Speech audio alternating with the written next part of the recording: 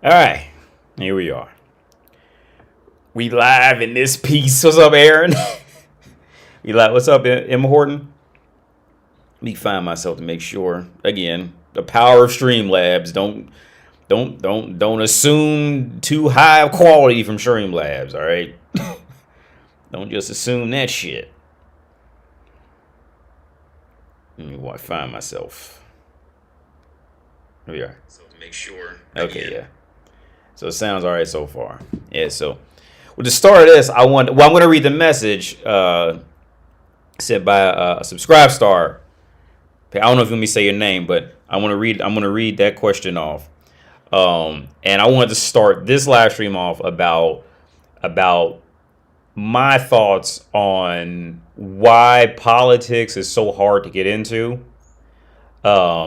As far as like studying or being on your own, because I studied briefly in political science, but I got real into it years and years. Like back when I first started, around when I first started college, I got really into political science and forgot more than I guarantee most people walking around the streets now know. I've forgotten more than they ever knew in their whole life about it. So I want to talk about why in my words of why I think it's so difficult to get into it. And it's a very simple beginning. I think it's one of those things. It's a very simple beginning as to why I think it's like these topics are so difficult. Like situations, many fields I think are so difficult to get into. To get any type of proper working order in the, any type of proper working order in the why it would work, how it works, and all that shit like that. Because I was thinking about it I was riding the tram today thinking about it.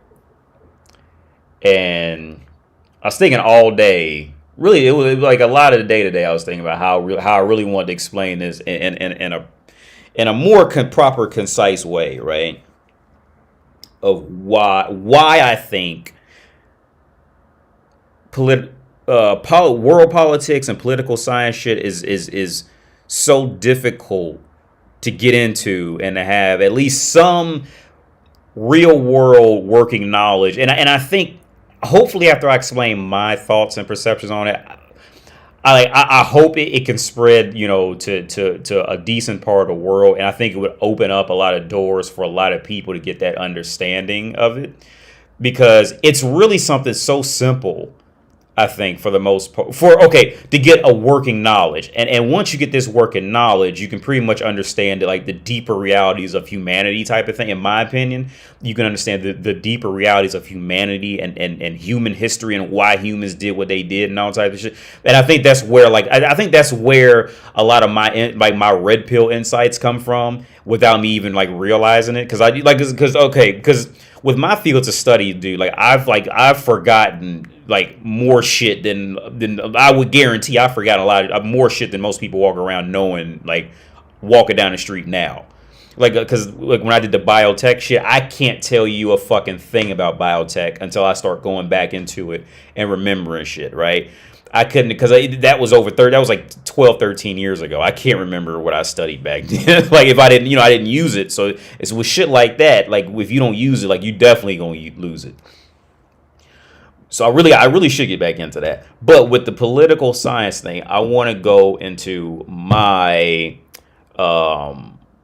opinion on why it's so incredible. Why it feels like that you wouldn't think are difficult, but it quickly gets difficult.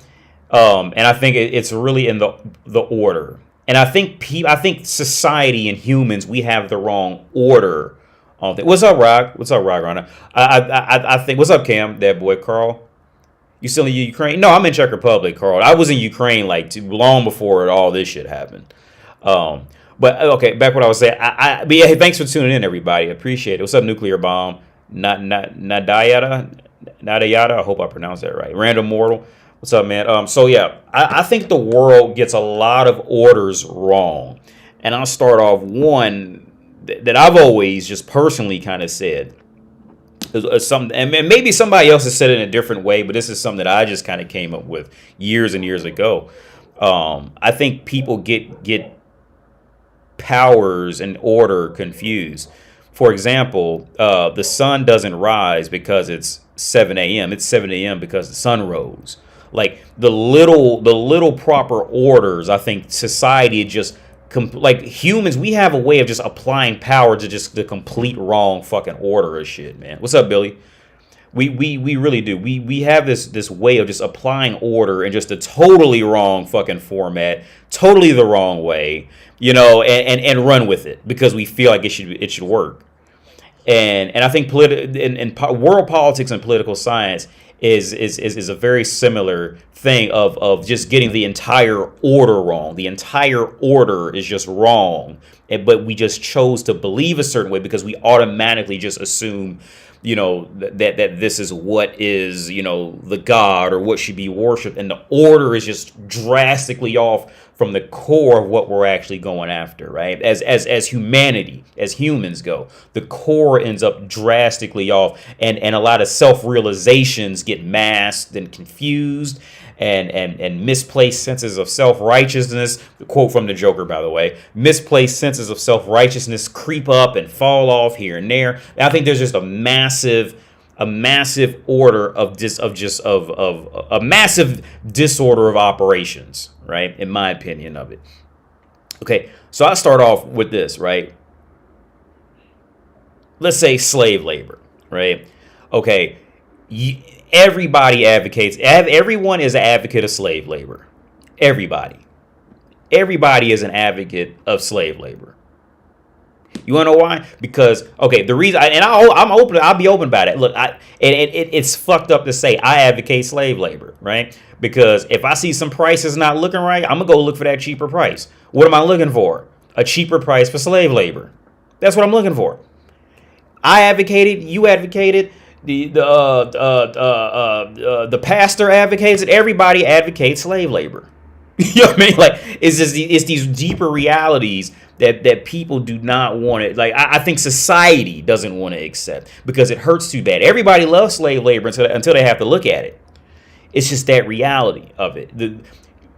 Look, it's slave labor. So everybody loves it. As long as they don't have to look at it, and they don't have to have a part in it. Everybody loves it. Because you will go and find a cheaper fucking tomato down the fucking street. If Walmart was selling one tomato for $4, you could be like, I want that slave labor. Give me that tomato for about 19 cents. Give me that. Like here's it, like because I used to get in arguments back when I used to live next door to Whole Foods. I think every Thursday or Friday night, they would have these drinking nights, and it'd be white people out there getting drunk. And white people can get away with a lot when they get drunk, more so than black people can. All right, white people can get away with some shit when they get drunk, and as long as it's in the confines of relatively speaking, like more affluent whites, they get away with some other shit. All right, motherfuckers, they ain't secrets about driving drunk next to the police officer, none of that. They'll knock down shit. They will let loose. All right, motherfuckers, let loose. And I used to get in these arguments, and they're like, "Yo, motherfucker, like, yo, you advocate." Maybe not so much like the people who were at the Whole Foods, but the people who would kind of like trickle between Whole Foods and Kroger's type of shit. You know what I mean? like in these scenarios, right? Like, as like people, everybody is always looking for the better deal in life, right? Everybody, most people, if I would say, let me put a little more, put a little better. Poor people advocate slave labor. Poor people openly, and it may not be like happily intentionally, but they're going to do it. Right, and it's a really fucked up, weird cycle that actually happens with slave labor, especially in this context. It's a weird, fucked up cycle that happens, right? You go to lower income neighborhoods, they gonna fight to go find that cheaper pizza, cheaper. They'll do anything to get that cheaper product, right? Do anything because it's up to their survival. See, like when it's up to your survival and you have to survive, you gonna be on board for slavery then. Black, white, whoever the fuck you are. When it comes down to your survival and your shit to stay afloat, you gonna be the first in line to get them slave picked tomatoes and slave picked cherries for 2 cents. Yep, Where they at? You be first on the line. And you don't give a fuck about them motherfuckers dying, coming over to fucking Italy to come pick them motherfuckers. You give a fuck about them. Fuck them. It's a really weird, fucked up cycle. Like, if you really really apply like the deeper logic, it's a fucked up cycle, dude. It really is. I just seen something fly on my camera. It was gonna be bugs flying in here,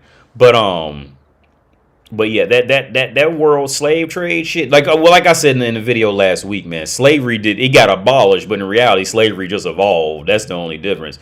Cause if motherfuckers if motherfuckers got equal pay everywhere, well, Dave Chappelle touched on it. Like, your iPhone right now would be fucking $9,000.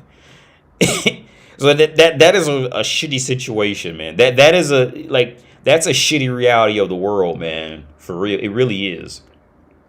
And Dave Chappelle, he had a quick segment on it, which was like, I agree with him on that. You know what I'm saying? You know what I mean? Like, if motherfuckers was getting, if the world was getting equal pay, that iPhone in your hand right now would be $15,000. All right, because you got to keep them slaves working. That's rough. But anyway, let me start on my theory on why political science is so rough. My theory on political science to get is so rough to get into. Okay. Just like with many areas of study, what keeps them in power is jargon, is their own jargon. And that's kind of a quote from Vanilla Sky. Like, what keeps medical doctors in power is using jargon. That's what's going to keep them in power, right? Because once you drift too far away from jargon and it becomes everyday speak, that's what's keeping it rare, is that nobody can understand it. Okay, perfect example with I would say political science, medical fields of any sorts, political science are the equivalent of Catholicism when Martin Luther came around, right? So for those of you who don't really know that time period, what happened was the Reformation, whatever the fuck it was. Long story short, when you studied religion, I might dot a T across the I some places, but the overall concept of what happened was there was a time when you were studying Catholicism, and I might have that slightly confused. When you were studying, let's just say religion at the time, the religion was kept in scrolls or books written in Latin, right? Well, at the time, nobody could fucking read Latin, so except for very few people. So those very few people became the fucking priests and all that shit, and the priests taught a very small percentage of people to how to read Latin. So nobody else could understand how to go read and on top of that, they kept the Bibles or whatever the fuck, they kept them locked up, so you couldn't just go read the fucking Bible that the religion was based off of, right? So what happens when you can keep something locked away like that? People are gonna fucking manipulate and use the system, right? And charge an arm and a fucking leg for it, to seek consultation for it, right? So with that there was others that like Martin Luther, but Martin Luther was the main one who got known. Martin Luther went and said, no, that's fucked up, and he went up there and translated the shit so everybody can read it. Well, of course they wanted his fucking head off for that shit, because they could, because before Martin Luther went in there and translated the fucking Bible so everybody could fucking read it, them Catholics was doing, that's what comes along with religion. Them Catholics, they was walking around charging people. That's essentially what tithes and offerings is. Your tithes and offerings was just an evolution of what the Catholics was doing back then. They was just charging people everywhere in the fucking country. Say, hey, well, if you want to go to heaven, well, you got to pay me, for this letter, this handwritten letter by God and all this shit. And motherfuckers was believing them because they couldn't read the Bible back then. Religion was all they fucking knew. That was like the shit to them because they didn't know anything else. And motherfuckers was paying that shit. Right? Because they couldn't go in there and read the Bible because what? It was stuck in their own jargon that nobody else could understand. That's what kept them in power in those years, right? And that's when Martin Luther went up there and translated that shit. They had their head off for that. They cut their head off. They killed them motherfuckers for that. Because it exposed their game, right? And it's the same thing with the medical field, and in my opinion, it's the same thing with political science. Until Okay, now I'm not going to go into like the specific with like what years laws were made and shit like that. What I want you to focus on in political science and why it's so difficult to get in is you have to look at it from a different perspective, right? So when you go take a political science course or you try to go study political science at a university, some shit like that, they're going to bring it to you as if it's some shit that you got to learn and you ain't got no other way of really learning it. They're going to use all this jargon to hype it up as if it's something magical and mystical and all this shit. And you going to see that shit and you'll be like, man, fuck this shit. I don't know what delegates is. I don't know what this shit, you know what I mean? I got to learn all this jargon. Fuck this. Okay, look. They do that to stay in fucking power like the fucking Catholics did back in the day. It's no fucking different. Okay, when you look at fucking political science, you have to look at it from the other perspective. Meaning, okay, political science is one of those things. The order of political science is essentially off, right? From how it's taught to people. And this is why people usually hate it, right? Okay, it's not that political science makes the government in the world, right? It's the governments in the world that ends up making political science, meaning, and that's kind of giving it a more of a pretentious order. Okay, but to break it down further than that, it's the history of people is what formed political science. You see what I'm saying? And watching the traits and watching the habits and watching what worked and what didn't work and what had to happen here. That's what formed political science. Didn't form humans. Humans form political science. Politics. Humans, that's the problem. So when you look at it like that, then it's like, oh, like all that, like, look, dude, everything in political science you've already seen playing a fucking franchise in Madden. You've already seen this shit. Everything. Okay, in my opinion, the only field that you can't walk up in there with that and use that logic as a foundation to at least give you some self-esteem to work through. The only field that you can't really do that is legitimate mathematics. Like without math, like you can't like mathematics is one of those things like you can't. You couldn't essentially take a 6-month crash course in that and be gangster in it, all right, in any capacity, right? Regardless of who you learn from and all that, mathematics is one of those things you cannot go in there and take a 6-month crash course and be gangster in it. Whereas pretty much most other fields that doesn't rely too much on mathematics, on too deeper, shit like that, you can essentially take a 6-month crash course and be fucking and have a working knowledge of have a relatively decent, based on like the typical society, a relatively decent working knowledge on it, and even gain employment off of it. 6 months to a year, right? But mathematics is one of those things you can't do. You can't start from scratch and end up, in calculus-based physics in 6 months. You ain't gonna do that, all right? And be gangster at it, right? And be like reliably gangster at it, right? But here's the thing: when it comes to shit like politics, you have to remember that people made. Politics didn't make people. People made politics. Politics is just following the history of it and trying to come up with new solutions and how to fix the shit, how to build it, and that's all it is, man. So after that being said, the number one thing you have to remember, right, in my opinion, and I really wish everybody could learn this. When you look at a government, right? Because the number one thing it's going to be, well, my government says, my government says, government says, government that. Okay, I get that. Governments can end up like sucking. I get that, right? But you have to realize the number one goal of a government is to keep a society moving, right? Is to keep a society moving. And you're always going to need slaves to do that.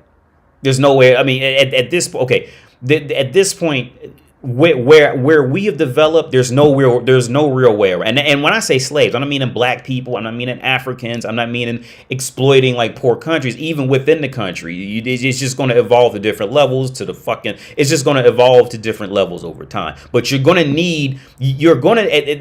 where society, with the formula that humanity has come up with up till now, and we're comfortable with it, with it working, you're going to need a society set up where at least 50% of people are going to be struggling month to month to keep that society moving. And here's the thing, the people like that, right? And they don't even realize they like it, right? Like I said, you're going to need a society where you're going to need at least 50% of people struggling. You have to set it up like that, right? Governments have to do this. You must, to the point, okay, you must do this to the point where on a worldwide level, like we can look at that and say, okay, there's a good chance this could work. Right, on that level, like you I'm sure you'll have like little pockets here and there that figured out, slightly different ways to to work around it, and who knows how long that'll last. But for the most part, when you have to govern a group of people, you have to make sure that you have to make them get up and do something, right? Because people, if you let them go, they're not going to get up and go do something. They're not going to unite in any way to get up and go do something. And if they do, it's a good chance it's not going to last too long, right? You have to say it must be set up like this to make people get up and do it. And the thing is, you love it. You just don't know you love it, right? So I was talking to my girl probably about 2 weeks ago about this topic, right? Imagine getting hungry, right? Imagine getting hungry. And you'd be like, oh, I think I just go to the store real quick. I think I just go to the store. Give me some food.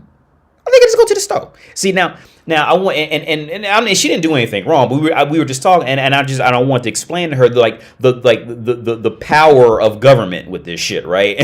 and how many things we all just take for granted. I take for granted, right? Until I really sit back and think about it. Okay, think about when you get hungry. You'd be like, I think I just go to the store and get some food. Okay. Have you ever applied thought to why you are just so comfortable in knowing you can just go to the store and get some food? Why the store gonna be open? Why you can walk up there with money and motherfuckers gonna respect this piece of paper? And you know what I mean? Have you ever really thought about that? I mean, so governments getting up fucked up, whatever the fuck. But governments, by definition, have to govern, which definition is to steer people. They have to engineer it properly to get a society up and running. Now, whether they have to print off Darkwing Duck dollars or buffet bucks, whatever the fuck they got to do to get there, they gonna do it. Right? This is the reasoning behind it, right? And I remember I came across a YouTube clip, and I meant to pull it up for this video, and it was an older guy, right? And it was the mentality of a child on the reality of humanity, right? It was the mentality of a child. Now, from first glance, it's easy to get mad along with them and all this, right? It's totally easy. And the weird part is a constant dynamic throughout human history. This is nothing new. Is that poor humans are always under the assumption that richer humans are trying to hurt them or something like that. So it just So this man's perspective just advocates. It just fuels the poor population, right? So in this older man's rant, it was some, government meeting. He was talking about how the banks take out loans and they don't pay them back, and the people are struggling. But if the people took out a loan, they'd be hurt and all this stuff like that. And he's going from a person who doesn't pay attention to humanity, he made perfectly great sense. Yeah, the banks are going to take out loans. They're going to rape you when it comes to fucking overdraft fees and all that shit. But all that's done by design. That's done by design. It's seriously now, okay. It's no different from the fucking poor laws to this shit, like to banking, to bank laws. Let's just call it bank laws. It's this shit is done by design to keep a society moving, right? It's done by fucking design. Because it's done by design. He was going on a rant about how people are, the banks are taking out loans, they're charging people this and that, and they're fucking up people, and all that shit, right? And that's gonna fuel, and motherfuckers, the poor population, they gonna love it and hop on him. And when I watched, I said, look, I'm surprised they didn't fire that motherfucker like immediately for even talking like that, right? Because the reality of because like I said earlier, the reality of you have to keep an economy. A government the government's number one important task is to keep a people moving, right? Money is not real. The shit's not real. Right? Now it's real, but it's not real. Right? But as long as the people believe in money, you can keep a society moving. So you don't have to go kill somebody just to eat some fucking food. Right? You have to keep a society moving. It's done. This is done by design, right? And the thing is, like I said, you love it too, because the reason why everybody watching is you love it. The reason why you love it is, you love the idea to be able to go to the store and get some food whenever you feel like it. You love the idea to go to the grocery store and get a pack of roast beef. You love the fact that you love the fact that you can get up right now and go to fucking McDonald's and get you a fucking McDouble with cheese. You love that. You love that. You love that. Now, again, where I left off earlier, have you ever thought about why you have that comfort zone to realize that? Have you ever thought? Ask Venezuela. Ask Venezuela about that. Ask Venezuela everything I just said. Taking that shit for granted. Why you can go to the grocery store and get some food? Because how they fucked up their economy. Ask Venezuela about what happened when that government fucks up and how bad shit can really get. Motherfuckers down there. Yo, I read somewhere that down there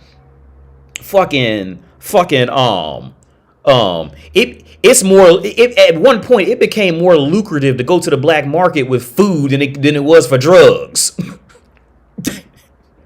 So you want that slave labor when it come time to get some food when you feel like it. You want that slave labor then, motherfuckers don't care.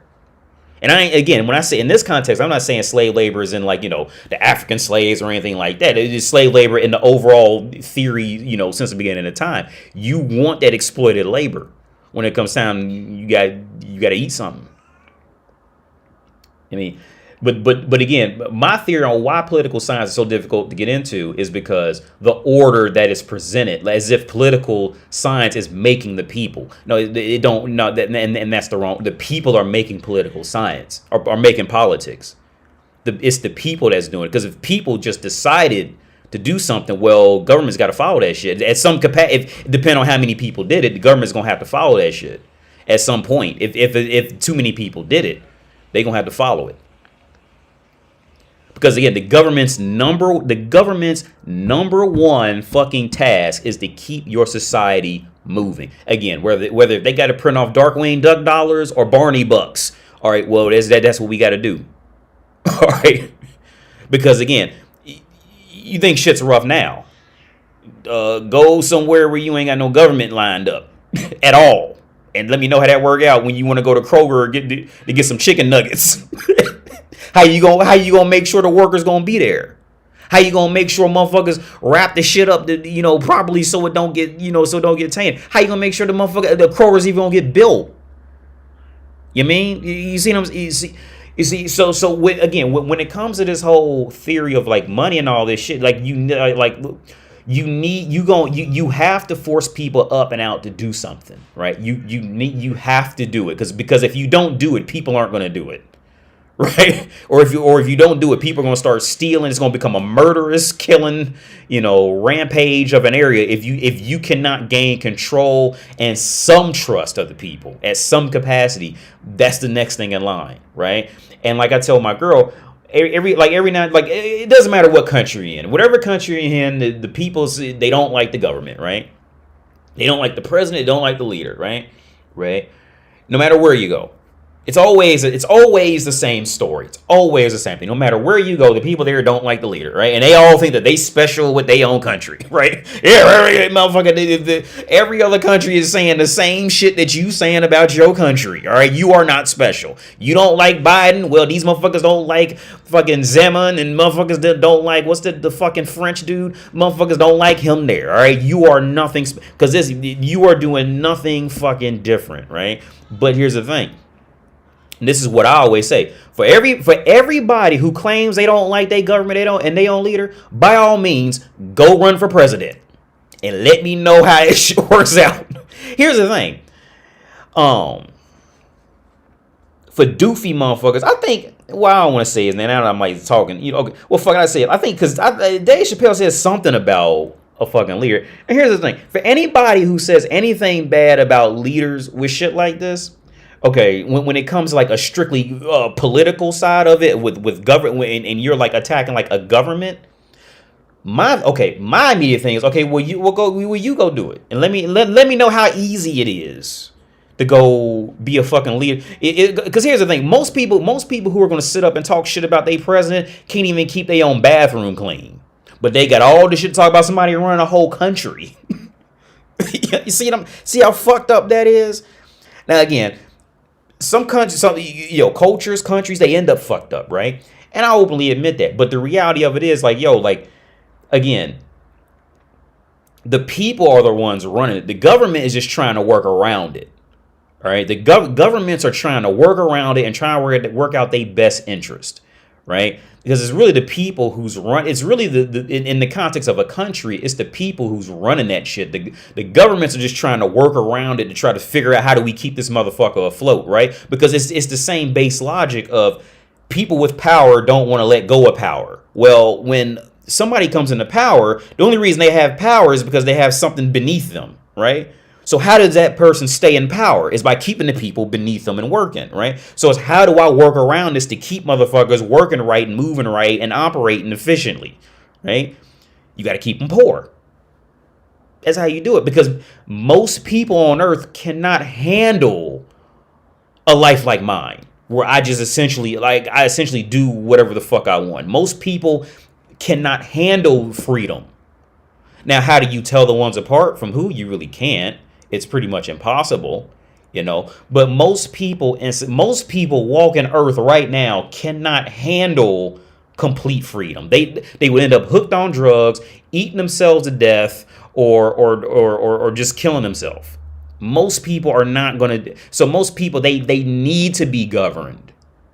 You see what I'm saying? Historically speaking, most people are going to need to be governed. They need to be directed and steered in some way, because they don't know how to just sit alone and just exist and think. And think truly for themselves. They're not equipped for it.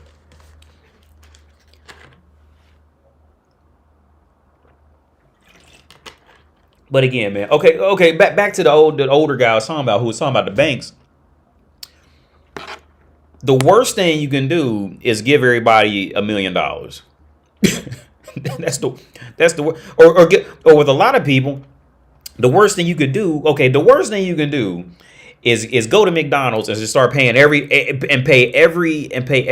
$10,000 a month. That'd be the worst thing you can do. that would be the worst thing, exception. You can get lucky in that people just works it out and figures it out amongst themselves. But for the most part, most people just would not be. They're not gonna handle it. They go end up worse than they was when they started out. All right, people, you have to keep them poor. And if they decide that, at least where society is built up to where it is now, you have to keep them poor for the most part and leave it up to them to work their way out of it instead of just giving them something. Right, for the most part. Like that seems to be the better option, instead of just coming around and motherfuckers say, here you go, here's $10 million. Is this cool? Because they're gonna end up worse off. Most people, they're in love with the idea in their head versus actually the idea, executing anything in reality. Yeah, there's not many leaders that I can agree with that. I just want to be left alone. If ain't hurt nobody, kill anybody, damage anyone's property. Yo, Mario the Ultra. So here's the other part with that, right? So, because I talked about colonization last week. I said Europe needs to be colonized, which I am pretty. There is some logic to why I say that. But here's the thing: when it comes to life, see, government people, typical citizens, forget that there is always somebody coming to take whatever you got, right? Especially when in a lawless land, there is some, and see, these little things, this is shit that I learned when I lived in a homeless shelter. When I first started college, little areas like this is where I got this deeper insight. Like I don't care if you only have 2 pennies and a fruit roll up in your pocket, there is somebody on earth going, damn, dude, I wish I had 2 pennies and a fruit roll up right about now. I'd do anything for that shit. and they coming after you when they find out you got it. See, people in society now, like okay, society forgets that somebody is always coming after what you got. So okay, so let's go back to what I was talking about last week about Africa, right? How I talked about Africa and how I felt sorry for Africa because they was pretty much like Africa was essentially the from my perspective as of now, Africa was essentially the firstborn child with no experience, with no experience to prepare them for what was coming with that international, boom type of shit. They had no awareness of it, and they got fucking annihilated at the time, right? They ended up getting annihilated. Well, because look at what happened after that, right? But the thing is, that would have happened in some capacity in any, it just happened to be white versus black, but that would have happened with okay, all of that happened before that in some capacity, and it's going to keep happening, right? People are going to colonize, they're going to take over, they are always going to fight over the land. They are always going to do that. So like okay, and I'm with you. Like I'm with you on it from the perspective like, yeah, like I can sit up in peace, I don't need all that. But the reality, okay, but on the back end, like somebody is always coming after something you got. They are always coming after. Well, like Batman versus Bane. Like Bane said, yeah, victory defeated you. You know what I mean? Like because Bane was coming for that new top spot, and Batman he had gotten so you sent down in peace, it made him weak, and it happened. It's going that the whole theory of colonization, imperialism, whatever the fuck, becoming a vassal, all that shit. That is, as long as there's more than 3 humans on Earth, it's always gonna happen. Well, I say as long as there's more than 1 human on Earth, it's gonna happen. That was going to happen. It was just a matter of, and it happened before that, and it's going to keep happening now. It's just like slavery. It's just going to evolve to a new perspective. But like, for example, I got this book right now I'm reading through about the Vietnam War, and it's it's the same shit. I mean, it's just going to be more. It's the French did the same shit to them. They just tried to mask it under they was fighting communism. That's all. But they was trying to go there and beat up weaker motherfuckers to take all their shit and get to get that slave labor. It was the same shit, right? Now because based off of how it all played out, it ended up being like the white people against the browns and the Asians and all that shit. But okay, the overall theory, all that shit was gonna happen regardless. It was just a matter of when it was gonna happen. But okay, now what I will say about these time periods is the difference in generations, how that generation will see something, right? So let's say for example, like how Napoleon was talking about them Haitians, like how Napoleon was talking about them Haitians. Was okay to motherfuckers who get their emotions too far into it sound racist, but he was saying some real shit, because he was saying the niggers can't run their own country and all that shit after what we did to them.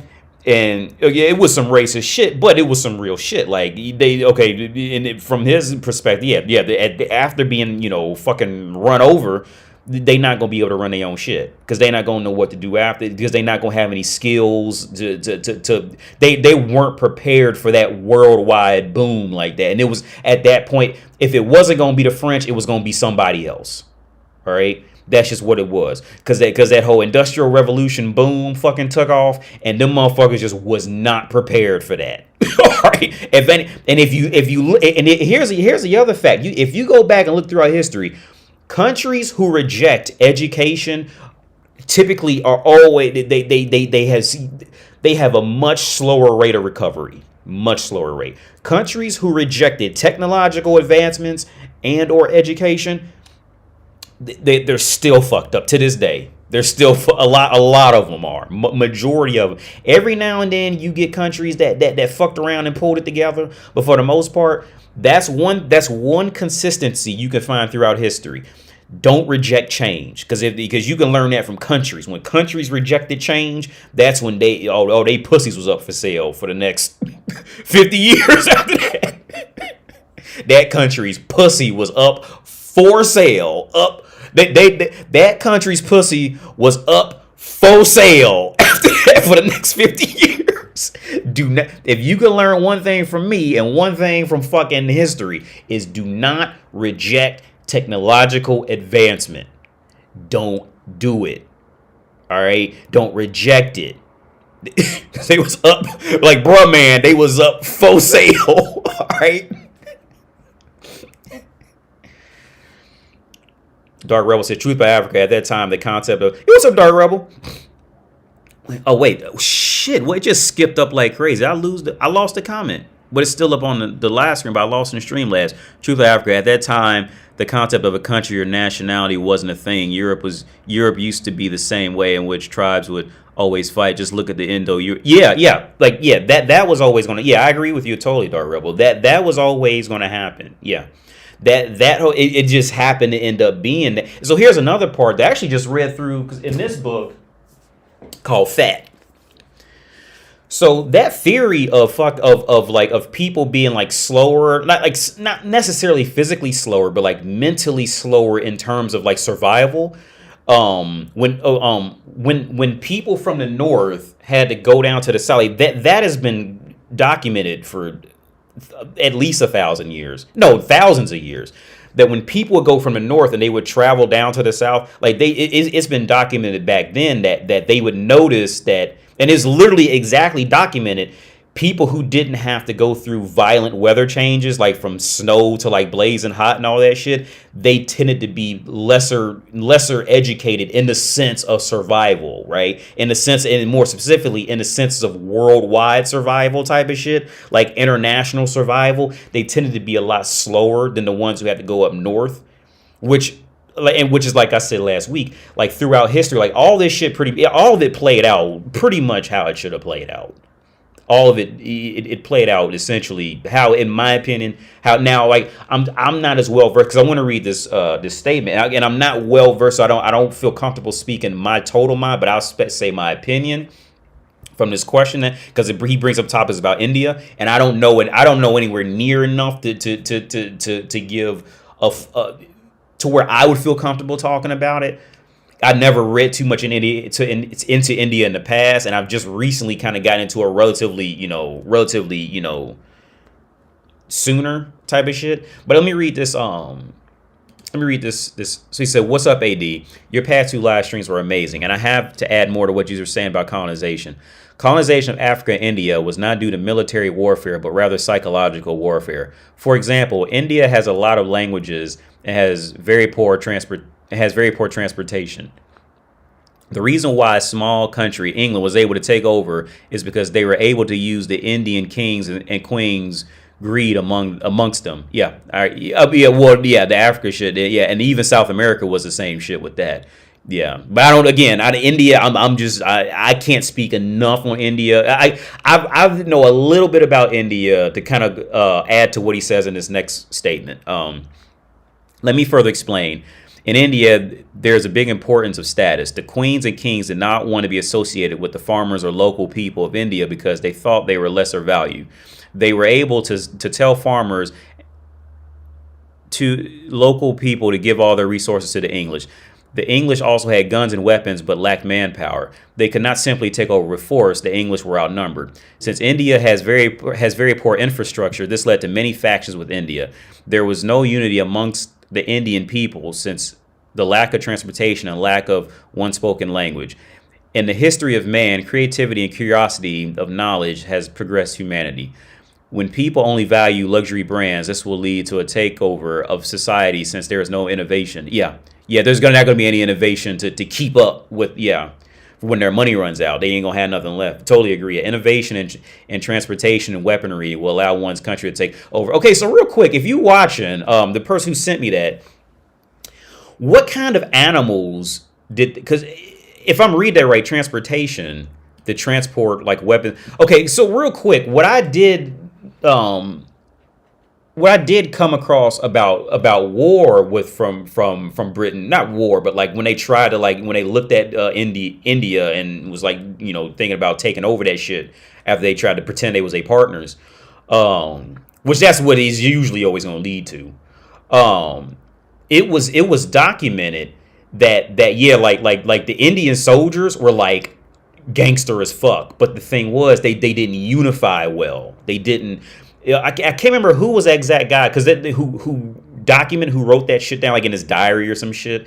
But it was documented that the Indian soldiers were off the fucking like they were like there was no way they can beat them like you know out of like brute strength or something like that. But the thing was the reason okay what I got from it and again take what I'm saying with a grain of salt because I don't know anywhere near as much about India to give a legitimate you know statement on it.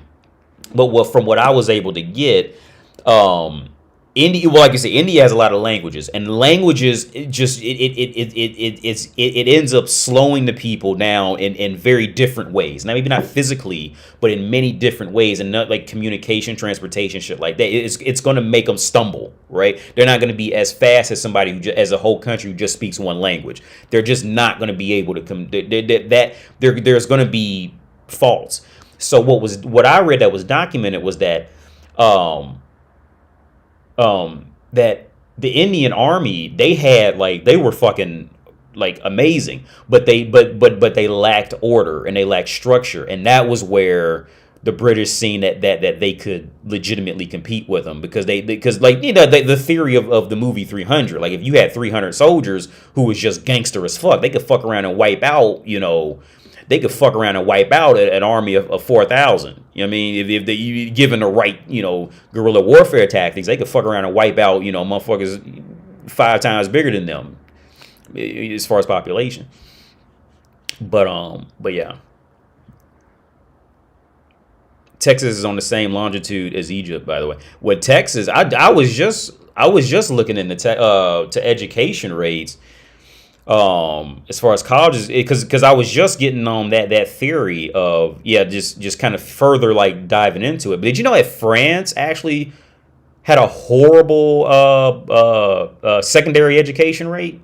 At least for a while, they were like they were real bad. France was like fucking terrible. And Italy, France, and Spain were like the off children.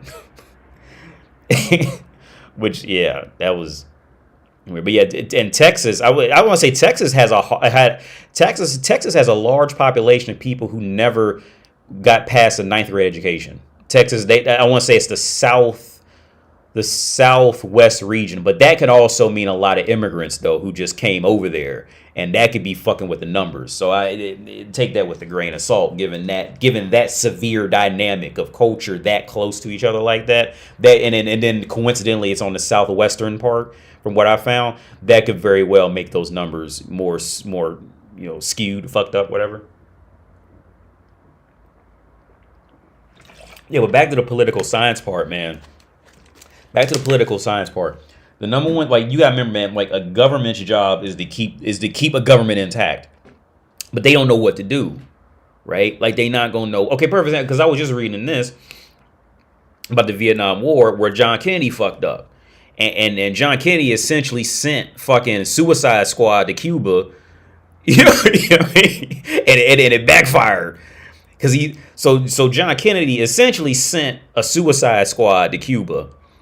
He paid them to go, but try to act like he didn't pay them to do it. But he sent them there to try to take over Cuba, meaning like he sent the Suicide Squad to Cuba to start a war, right? Now, whether that Suicide Squad had to live or die, that wasn't the main part of the fucking deal. The main part of the deal was to hopefully get the people to rise up and naturally start a war and throw Castro out of office so America could go down there and take Cuba over, right? Like I said, it's still the same shit. It's still taking over people's land. It's just disguised differently. It's just evolved, right? It's still imperialism, colonialism. It's still the same shit. In reality, it's all like a lot of shit is still, and it depends on how you look at it. We're all living in communist bullshit. If you really want to, it's just disguised differently, you know, for the most part.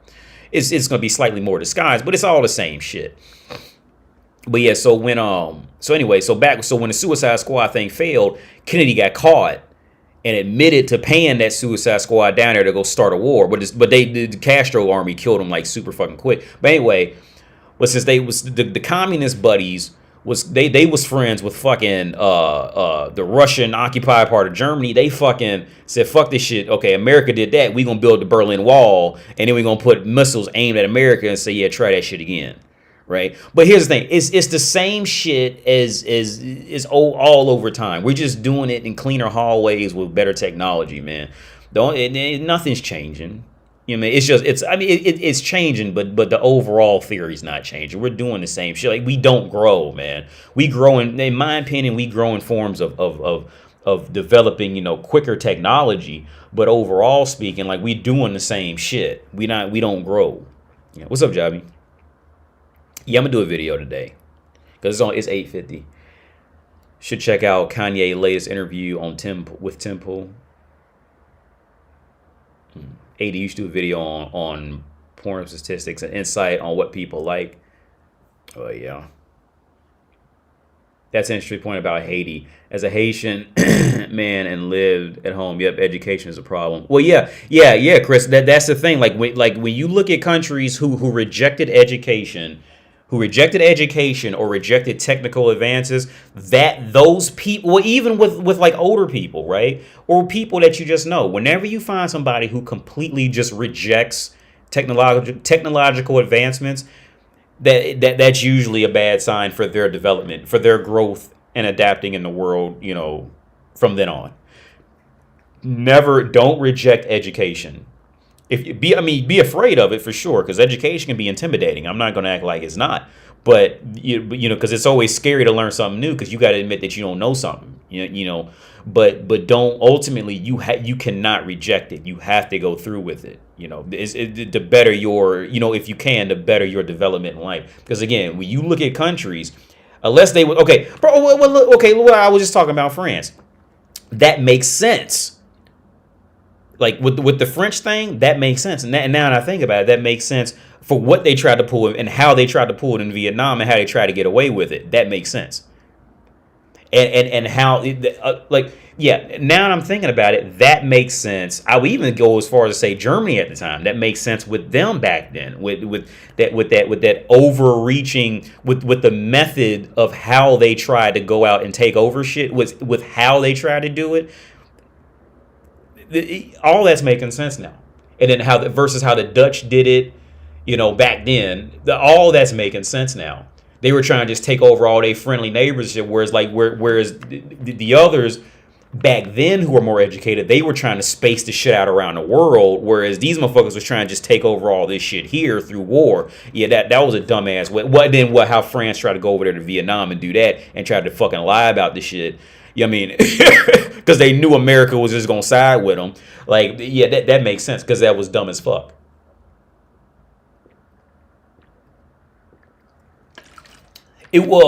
I say this.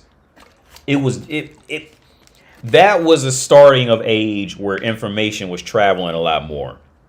Because like I said, see, so here's the thing. With that Hitler shit and all that, like, Hitler was just the first one to get caught.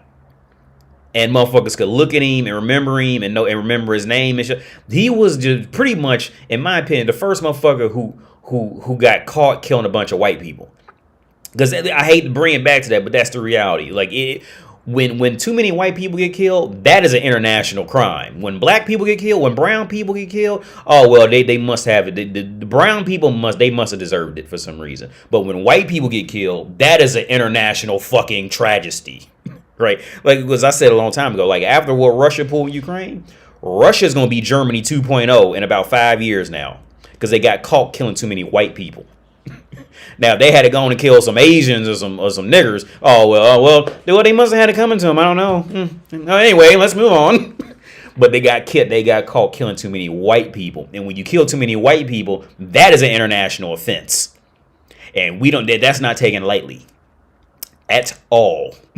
Mark my words, Russia is going to be Germany 2.0. They going to let you come there and do anything. Oh, you want to be a hooker? You want to suck dick? Well, come on, we'll give you a visa. Yeah. You want some money? Yeah, here you go. We'll contribute to the European Union now. Here you guys go. Watch. Mark my words. They probably going to join. They probably going to try to join the European Union after this shit. Because they got caught killing too many white, like Steve Harvey said, they got caught killing too many white people. HWHIT.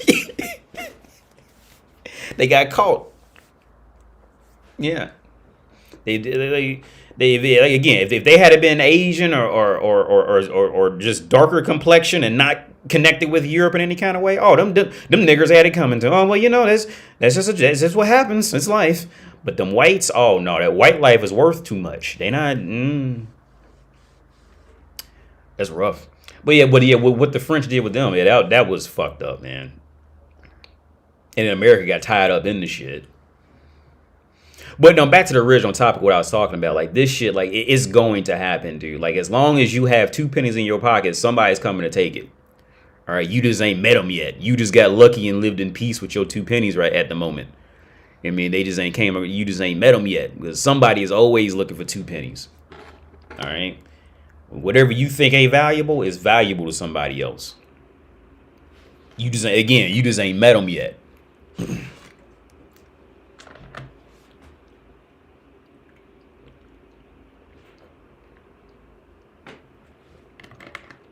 So, and this is another reason why I think, well, it's just, I think, but it's just a fact. Education is so important. And you don't have to necessarily go to university for it. You can just learn on your own, just learn from, reputable people. But education is just so important, man, because because, okay, at this rate, well, communism just doesn't have a fucking chance unless they just go in and just take some shit over, right? And nowadays that's coming to an end with the internet and the UN, which is essentially just the Avengers. That's really all they are. They're just the political Avengers of this shit. With the United Nations, like they communism, the motherfuckers gotta just sit the fuck down and just like accept yo, this shit ain't gonna work. You know what I mean? Because the days are numbered unless they find because. Once you introduce that communism, like, you just can't grow. And like I ended off last week with the whole theory of like a free market and free speech. Like, we don't have free market and free speech because the government likes us. Because we have free market and free speech is because that's what causes innovation and growth. And that's what's going to keep us. There's a good chance that's what's going to keep us at the higher end of technology. And if America needs any of that, is now. Because at this rate, with this whole fucking pathetic shit of motherfuckers always, if they get depressed, now they on 5 different medications. Yo, the U.S. military is getting ready to start suffering, dude, from all this shit. I'm sure they're already noticing declines in enrollment now. I'm sure they are, and they're gonna try. And I just came across that dude's name here, the McNamara. It was called the McNamara program. It was the Forrest Gump shit. Like, I remember I told you guys, I got on top of Forrest Gump, and I told you, like, yeah, that shit was right. Forrest Gump wasn't real, but what they like, in theory, a Forrest Gump going to war like that was real. They're gonna have to start going out there and finding kids who ain't got no fucking future in life. Hopefully they don't got no record, and hopefully they don't have any history of mental illness to go in, because people are becoming too smart now. They're not going to be able to do that. They're going to have to bring back a draft or something. But if they bring back the draft, okay, they're going to have to come down on them requirements for mental health and, obesity. America is going to need that technology. We're in a position where we're going to have to pretty much convert completely to technology. Right, because the numbers of younger guys willing to go off and fight and all that shit, they're not going to. They just can't pull that same shit anymore that they could 10 years ago. That whole rise of that feminist Me Too and all that shit, they came out and pussified all the men to think, and now everybody done gained weight on medications and all that, and wearing mental illness as a badge of honor. All that shit is getting taken out on that U.S. military. Right? And See, here's a big confusion. See, women like that shit. Women love the idea of, oh, I could just blame being fucked up on mental illness. That way I could just keep being fucked up, right? Men took the shit as, oh, there's some legitimate royalty to it and all that shit like that. But here's it. See, bitches don't give a fuck about you, a man, being mentally ill, all right? Bitches do not care about you and your mental illness. They don't care. Accept it. Realize it, accept it, and move on in life. Bitches do not care about your mental illness. They don't care. They just simply, bitches want to be protected, right? So when it comes time for war, oh, women, if Russia had to come in and invaded America, bitches gonna be like, we're the men, send their ass off the war, send them off to, oh, you got ADHD, okay, well, you can still hold a rifle, go to war, Because, okay, and see the men talk about, and they wallowing in this shit after they get a diagnosis, and they're sitting there wallowing. Well, I tell you what, if you want to wallow with mental illness, when America gets invaded, go tell the invaders, well, you know what, bro, I'm depressed. You know, I be depressed sometimes. Tell them that shit. When motherfuckers come to your doorstep with guns, you go to the front door and be like, hey, bro, Putin, you know what? I'm depressed. What if Ukraine had told them motherfuckers when they came into Putin, excuse me, Putin, yeah, bro, I'm depressed. I really ain't feeling war right now like that. You know, I got to get my prescription medication filled up. I really ain't feeling war like that. I be a little anxious sometimes too. I got anxiety. You know what I'm saying? I got anxiety, Putin. So you got to understand. But what's Putin gonna go, oh, I'm sorry. All you had to say was you depressed. Yo, it's cool. Okay, let me know when you want me to come invade you, okay? Let me know when your depression wears off a bit. Maybe I can recommend you a psychotherapist, yeah. Okay, goodbye now. No. Motherfucker, it's time for war, or you gonna get your shit taken. Right? It don't work like that. And America gonna figure unless we completely convert the technology and we just bomb the fuck out of motherfuckers. Like America, they gonna learn that shit real quick. Motherfuckers don't give a fuck about you being depressed. Get your motherfucking ass out there with a gun and do something. Fuck about you. America gonna be, like I said, we gotta convert, because at this rate there's not gonna be anybody who's gonna go to the military. The only way they gonna, I think at this day and age, I don't even think a draft would work. Honestly, in this day and age, I don't think a draft would even work at this day and age. I really don't. If it works now, it's not gonna work for long. The path is taken, but. Now, to flip it, I did want to cover, this is a different speed of a topic. I think I was on Facebook or something, and I seen this story of this kid, this white dude. I think he was a football player or something, and he had a scholarship. He had a full scholarship to go to university, right? And they took away this man's whole scholarship because they found a video of him saying the N-word and, like, you know, rapping along to a rap song and saying the N-word. And they took away his whole scholarship for that shit, right? And this shit, and this is gonna this of course is gonna come back to race, because that's the topic of this story. Now, and this is political shit in a university setting, right? That was brutal. I don't think he deserved that shit. I don't think he deserved it. I don't think a kid who just got caught saying the N-word years ago deserves that shit, right? Don't take away the kid's whole scholarship for that. For a video of him, you know, doing or saying something like that, right?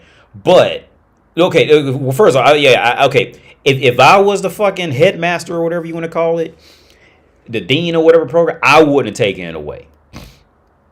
All right, but I can get away with that because I'm black. But a white dude in that position, okay. Let's say if the headmaster was a white dude, like, that's a fucked up position, dude. Because if you let him in and then it comes out that he was caught saying that, that sets a whole different tone to the people.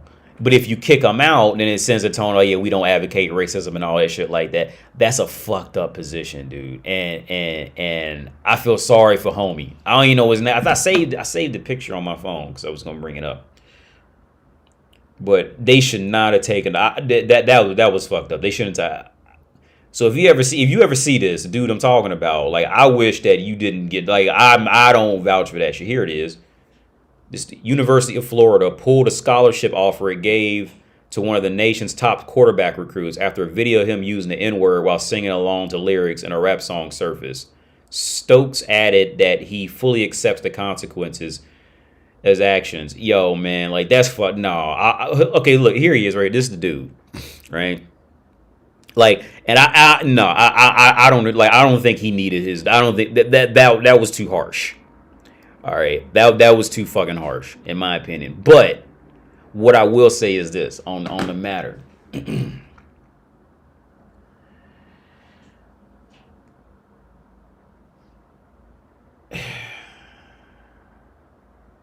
The reason why the word nigger is such a big fucking deal in the world, right? And I touched on this a long time ago. The reason why it's still such a big deal is because the world knows that word, right? And all different, you can go, I'm pretty sure you can pretty much go to any place on the earth and hear that word in a racial slur and racial, charged shit at black people, right? You can go any places that ain't ever seen a black person would know that, right? I mean, and not like saying it in a rap song, but having like legitimate racist jokes, right? Anywhere in the world, they like, when I told you when I first came to Czech Republic, my ex-wife, she was telling me she was telling me all the jokes that they have in Czech about it. Like, black people, they don't close doors and like, or whatever the fuck, that's like a thing here, like closing the door. Like, say black people, what are you, a black person? You don't close doors or something like that? Like, they have jokes like aimed at black people. Anywhere you go on earth, everybody has either they know them or they friends know all jokes about black people. And the reason why that word is still fucking dynamite wherever you put it, where if you're not black, there's a good chance motherfucker is gonna look at you a little funny if you say it, type of shit. The reason why that is because the world knows how they talk about black people, but the world doesn't really want to do anything to fix it. I mean, it's like it's an accepted form of it's an accepted form of racism, right? Behind closed doors. So and it's a hell and this goes back to what I was saying about the Napoleon thing, like how he was talking versus how the populations after. Let's just use him for example. After him, right? So let's say the dynamics of slavery, right? Like the dynamics of North America and slavery, right? Let's just use this as an example. When the first slaves came there, well, let's okay, and this is just how the dynamics of perception work. And it really is it's an interesting thing. It's something fucked up, but it's something you really can't fight. You really can't fight it because it's just the flow of history. It's just the flow of human nature. Let's use my son for example, right? My son and my son will see FaceTime. And FaceTime to him is going to be the bottom of technology. He's not going to know anything, before FaceTime. The ability to have a smartphone and you can look at each other and talk on the other side of the world and have a conversation. That's not going to be anything mind blowing to him. This is going to be, and he's going to be expecting, and his judgments are going to be based off of. See, this is the baseline for technology. A PlayStation 5 is going to be the baseline for technology for him. He's not going to know anything. He's not going to really know it. He's not going to know the technological jump to PlayStation 5 from PlayStation 2. He's not going to really know how to feel that. His baseline is going to be PlayStation 5, iPhone, iCloud, AirPods. That's going to be the lowest. And his perception of life is going to be totally different from mine, right? For his judgments, all that shit, right? So let's use let's say and how the world kind of developed from this. Let's use like either slavery or colonization of Africa, whatever the fuck, right? And again, I'm not trying to bring up this topic to bring in sympathy or anything like that. I'm just trying to expose the reality of how how humans work. So let's say when the first slaves came to America on the boat, right? And they go in a house. Well, back then, actually, there was a lot of white slaves at the time too, but that slowly trickled out because it just became easier. Well, one reason because it just became easier to just see a black man and say, okay, well, he's black, he's a slave. But there was a lot of white slaves too, had to work off debts or whatever the fuck. There's a lot of white slaves. But the first batch of slaves probably weren't treated. I would guarantee you this: the first batch of slaves were probably treated much better than the later generations of slaves. Right, the initial batch if I'm, because I've never actually specifically looked into this, but if I had to guess based off of human nature, the first batch of slaves were probably the best treated slaves relative to their time period and technology and all that than the later slaves. Because the first batch of slaves, it was new, well, you're my slave now, you got to do this, whatever the fuck like that. But then when that next generation kicked in, right, when that slave owner had kids and they grew up with a black person as a slave, well, that's all they know is black people are supposed to be beneath us. That's all they know. So what's that going to lead to? It's going to lead to looking down on them and all that shit like that. And they must be lesser than us, worse than us, and all that shit like that. And then that's how that works. And it just gets worse over time like that. Because for multiple reasons. Once you become enslaved, well, you don't have anywhere near the access to education as the ones who aren't enslaved. So you're constantly, getting left behind in the dust. And so now there were some slave owners who were good to their slaves. There were some slave owners who would send their slaves to Europe to learn art. There were some slave owners who taught their slaves how to read. There were some slave owners who gave their slaves land after they died and made sure they were taken care of. There were some slave owners who kept their own community of slaves who had their own city. Right? And they treated their slaves like good people. I mean, they still had them work, but they treated their slaves with complete fucking respect. There are some slave owners like that, but the overwhelming majority of them were not. They're never going to catch up. They're always going to be behind because that initial, once you become enslaved, like for perfect example, the evolution of slavery, life in 2023, right? The population of people who have to go out there and work, they're never going to catch up to people who were born into affluent families and sent them to the best schools and they never had to worry about money or anything like that. The working class person at fucking Skyline Chili is never gonna it's very unlikely they'll be able to catch up to the one who's better, and there's no real way to bridge that gap consistently, and most of the times the rich are not going to want to bridge that gap because the rich need the poor to survive, right? So it's this really sick, fucked up cycle. AD, as your president's Europe and Czech Republic changed individuals' opinion? Has your presence in Europe and in Czech changed individuals' opinion on black people? I don't really know, man. I honestly can't answer that, Lana. I really can't answer that because I just don't even ask these. I'm sure it probably has.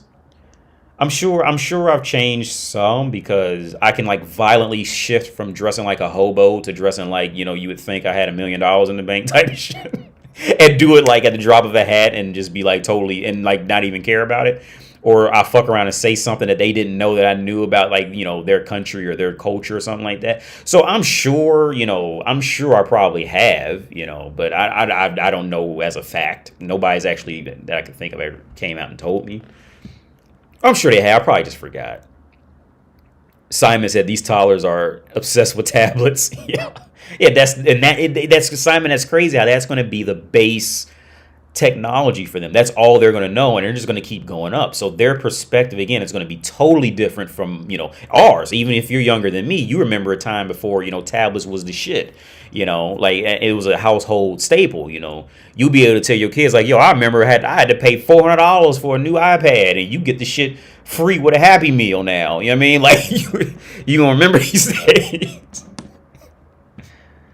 Not many black people in Central Europe. No, yeah, Aaron, yeah, there's not a lot. And if they are, then if there are, you're not going to find a lot of African Americans or like not a lot of UK black dudes. If it do, most of them are going to be African, and that's like, and that just has a whole nother, like I said earlier about the, you know, the kid and what they see in it. That just throws a, once they hear black dudes from Africa, a lot of people like treat. Well, I talked about it before. A lot of people treat black Africans. Well, they always treat me better because I'm from America, right? It's just you know, because it's that whole stigma. And here's the thing, man. See, and this is another part that I'm kind of disgusted with it with Europe is, and I talked about this before. The concept of relatively slave labor and, you know, and fast fashion and all that, the sheer concept of it, Europe knows. A lot of these Europeans have traveled to these countries where they're making these clothes. So they know the conditions that these people are in to make these, you know, pants, shoes, Zara shit and all that. They know. And they still go in there and buy the shit. You see, and this is a part where I think ignorance is at least is a little more admirable, because most Americans don't know where this shit's coming from, so they just see a good price and just buy it. And this is in reality, this is a scenario where I think ignorance is at least is a bit more admirable, because again, these Europeans, they know where this slave labor is coming from. They just like Batman, they know, they just don't care.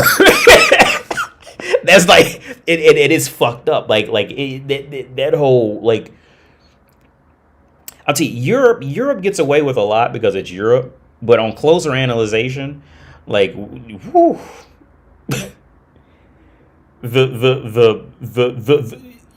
okay, in my opinion, Europe is actually worse in a lot of ways because of that, because of what I just stated, how they know where this shit comes from. Like, they know.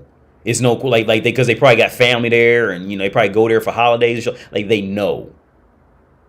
I think Europe is a bit worse in reality, because they make fun of American military and American soldiers because we go places, we steal whatever the fuck we want and take it back.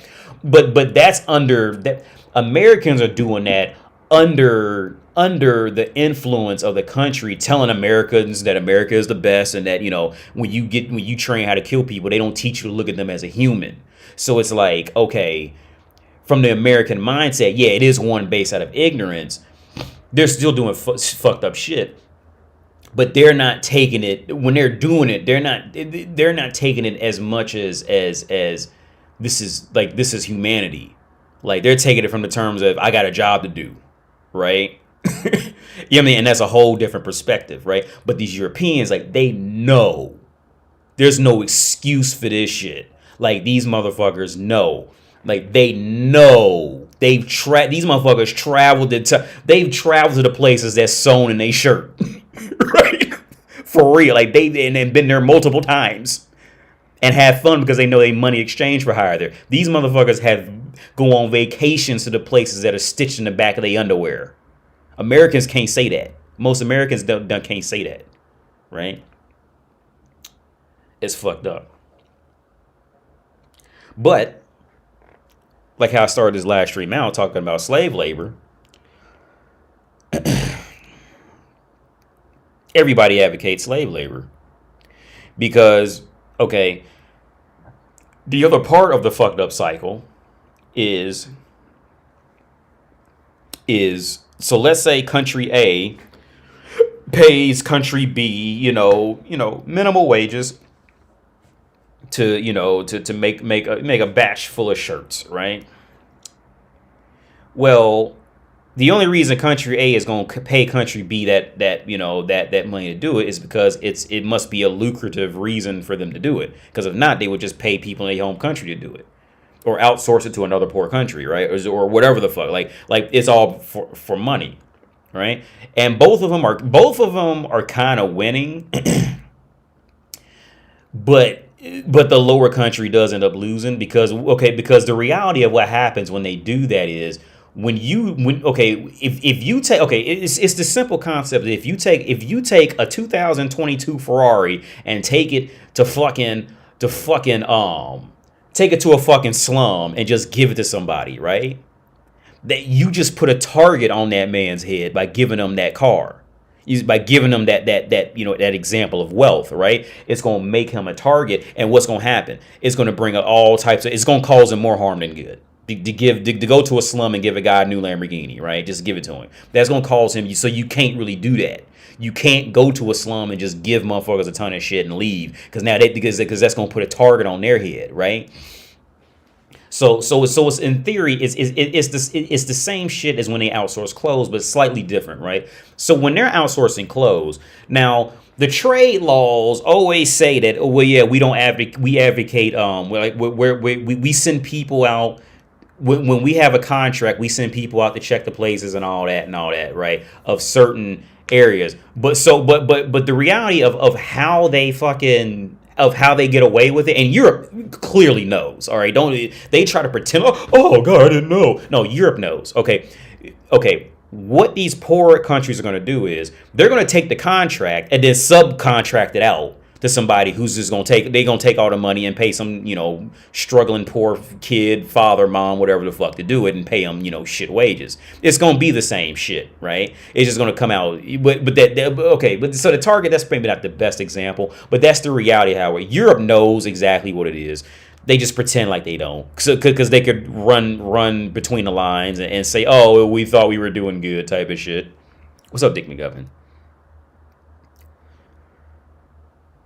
Mario, with that slave labor, man, everybody loves it. As long as they don't have to look at it, they love it.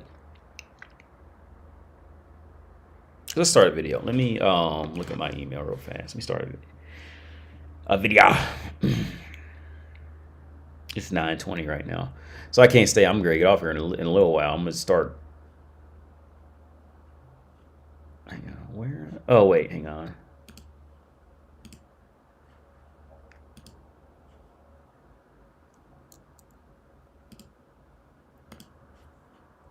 I'll start this video.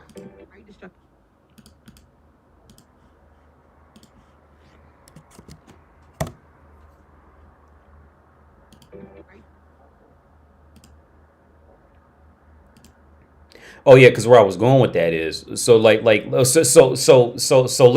say the whole world gets equal pay, good pay and all that. That is society. I don't think society's ready for that yet. I really don't think they're ready for that. Let me turn this volume up. Yo, what's up, CGI Life? Slave labor was used in the World Cup, and most of them stadiums over there, out in this part of the world is built even in the U.S. That shit's that's it. All that shit's exploited slave labor. Motherfuckers like that shit though. As long as, like I said, they love it. The motherfuckers love slave labor as long as they don't have to look at it. They love it. I love it as long as I don't have to look at it, and that's a brutal thing to admit.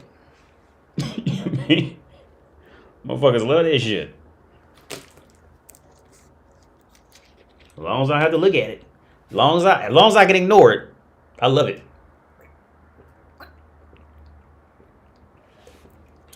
Oh, I never got to finish the topic about clean water. Let me start on this. Since this turned to a whole political stream, not political stream, but it's kind of /political/history. So the history of clean water, right? Let's dive in on this real fast. The history of clean water comes from.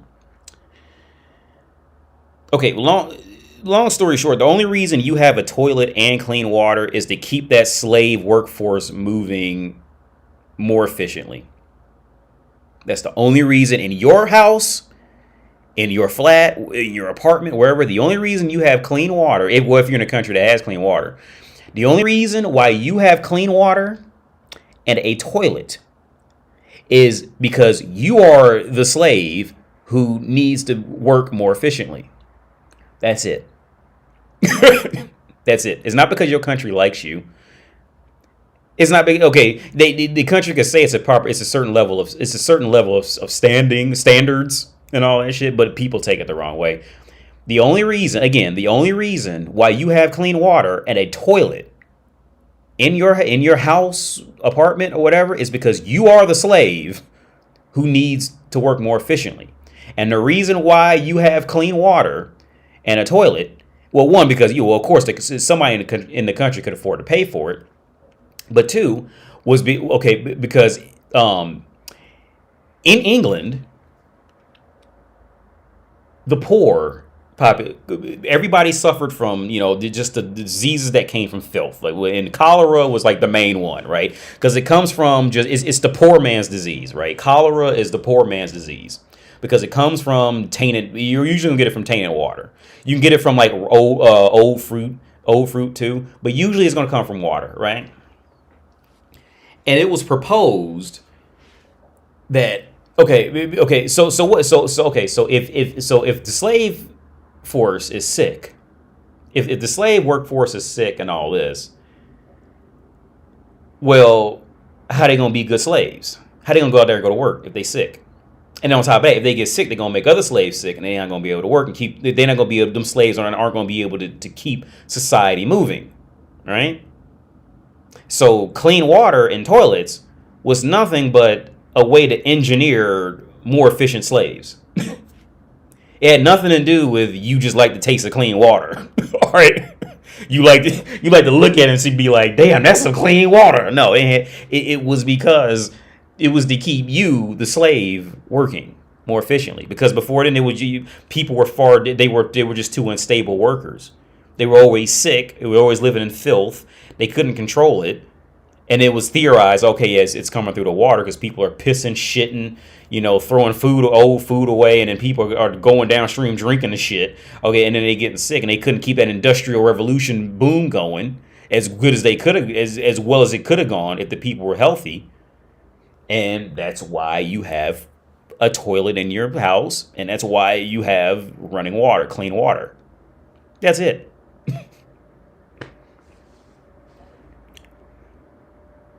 Javi said, man, when you said if you want a comfortable or lavish lifestyle, then you advocate for slave labor. Some of the most honest and brutal take I heard a human ever say out loud.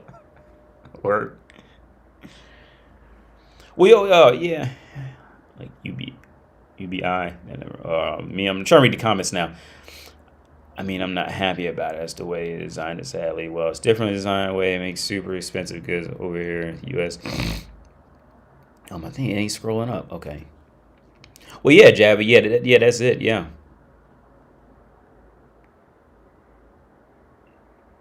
Yeah. If you want luxury, yeah. If you want luxury, you advocate slave labor.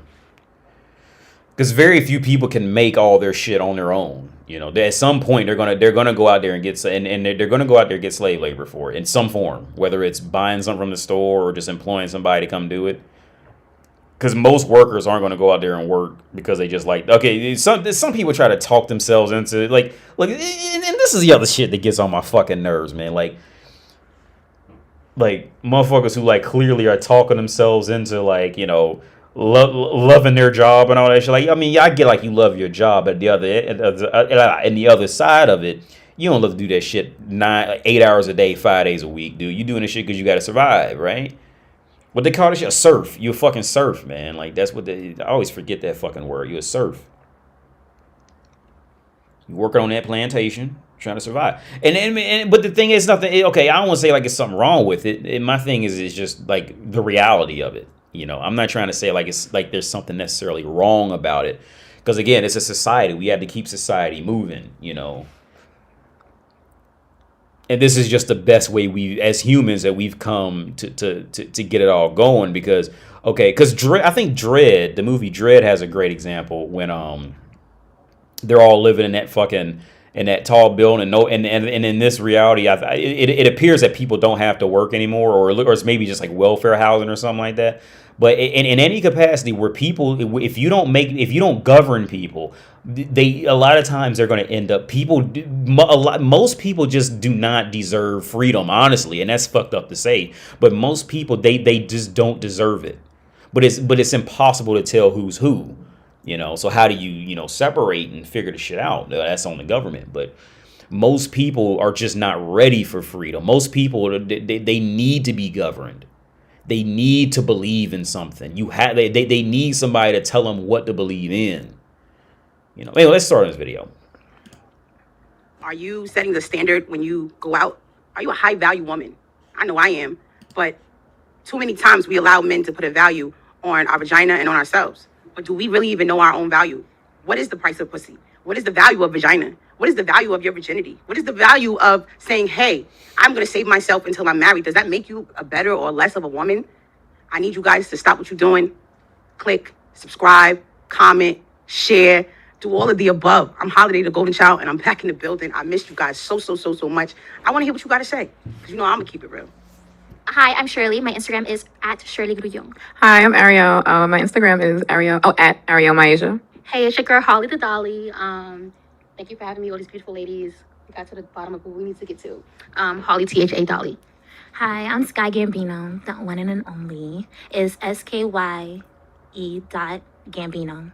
You know the vibes, _ I remember being a teenager and so eager to find out what sex was like. I don't know if any of you ladies can relate, but and I wasn't around anything sexual really in my life. Like I was very, very protected as a child, you know. So I didn't see none of these things, but I was eager for the boys, and I was even more eager to impress them because I hadn't found my identity. I hadn't found myself. I hadn't found who I really was. I mean, I'm 13. I'm 12, right? That sounds super young. And so now, me being an older woman, young and fine and all that, you know, I wish I would have saved myself. All the sex I've had in my life, if I could take it back, I would take it back. Right. Nobody I've ever had sex with, I feel like at this point in my life deserved it. And for many reasons, because, you know, Shirley, we talk, and you're a virgin, right? And so to me, I'm talking to you, we're having a conversation, and when she tells me she's a virgin, I'm telling her, like, you know what? Don't rush. Like, you're saving yourself. That's a good idea, because come from somebody who's been fucking, you know, you're not missing nothing. You know what I'm saying? You're not missing the heartbreak. You're not missing the sadness. You're not missing the distractions, because men are a distraction. They stop you from, there's this like drug that they give off when you start loving a man, especially when you start letting him penetrate you. And so you haven't got high yet. Like you haven't gone through any of those things. And I feel like that's why you have so much balance in your life. And so if you don't know Shirley, right? She's one of our angels, right? And you know, we're having a party and she still finds time to pull out her laptop and do her homework and still make it to work in the morning and all these things and still party and still, you know, manage life. And so that just goes into like living your best life without being destructive. Because I think I lived my best life, but I was damn sure super destructive, right? So, and destructive plays a big part in the sense of saying, okay, listen, I'm going out with this guy. I had way too many drinks. I really know I should take my ass home, but I'm going home with him because right now between my legs is tingling. So I go to his house and he feeds me more liquor. He kisses me in the right spot. And now my panties is off and he's inside of me. And then tomorrow when he isn't treating me the way I want him to be treated, because I always go back to my narrative, like if y'all watch any of my episodes, like setting the standard. That's really what it goes back to. Just setting the standard, setting the tone of you didn't make this man work for anything. My mom always said, like, why would he buy the cow if he can sample the milk? Right. Okay. So why I want to start with this is, okay, a good theory, initial theory is again, a woman would have a harder time finding. Wait, how do I say it? I forget how I phrased that. What I'm trying to get at is when women, getting sex is nothing for a woman, right? That is no milestone. That's nothing to brag about. None of that, right? So, but the next question is, what really gets a woman into the sex game in the beginning, right? Now, from all the women who I've talked to in my life, I have heard, you know, all around, you know, explanations on it. I remember I just met one girl one time, like in a mall years ago, and she was telling me like right off the bat how when she was 9, she was masturbating to porn when she was 9 at a laptop, and she was going to, what was it, like New York University here in Prague. This was probably about 4 years ago, I think. And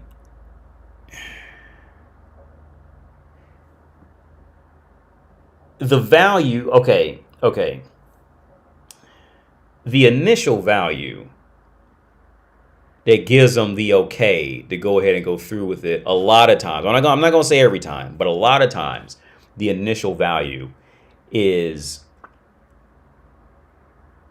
woman is always under the pressure to be prepared in society, right?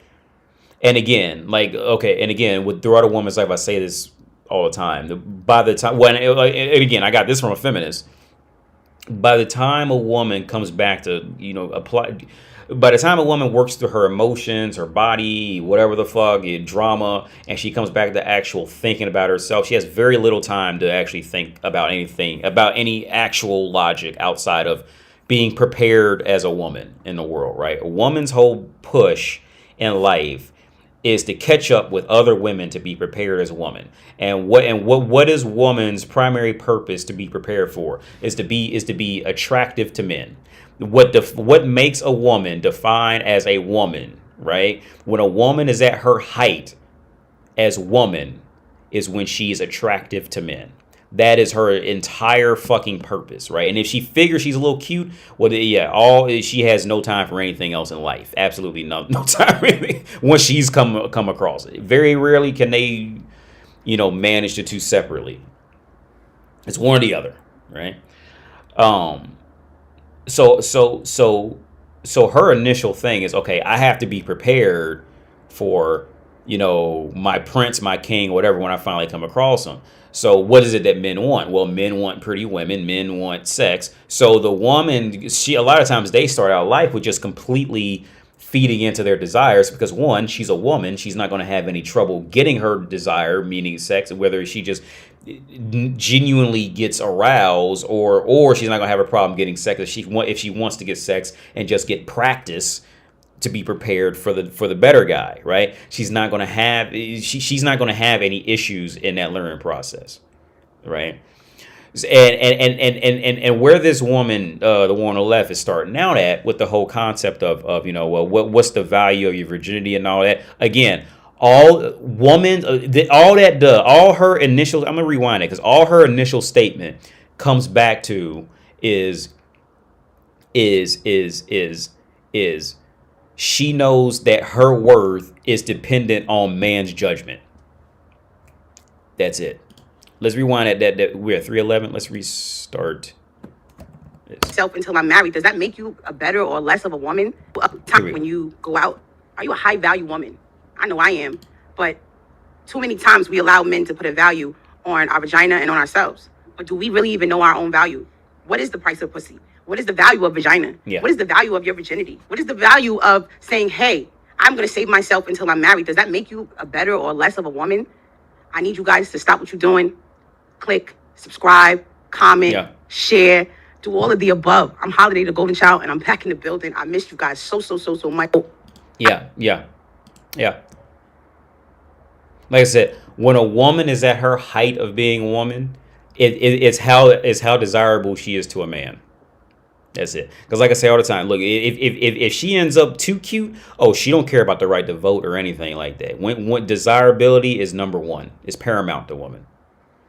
Men are falling into that. I've seen that men are falling into that more lately, but historically men never really cared about that anywhere near like on the massive level. This whole influx of men caring really kind of came out after the last wave of feminism, and then this whole internet thing that fucked up men's confidence with even approaching women because the man doesn't want to be looked at as like some violent rapist because he blinked too fast, that type shit.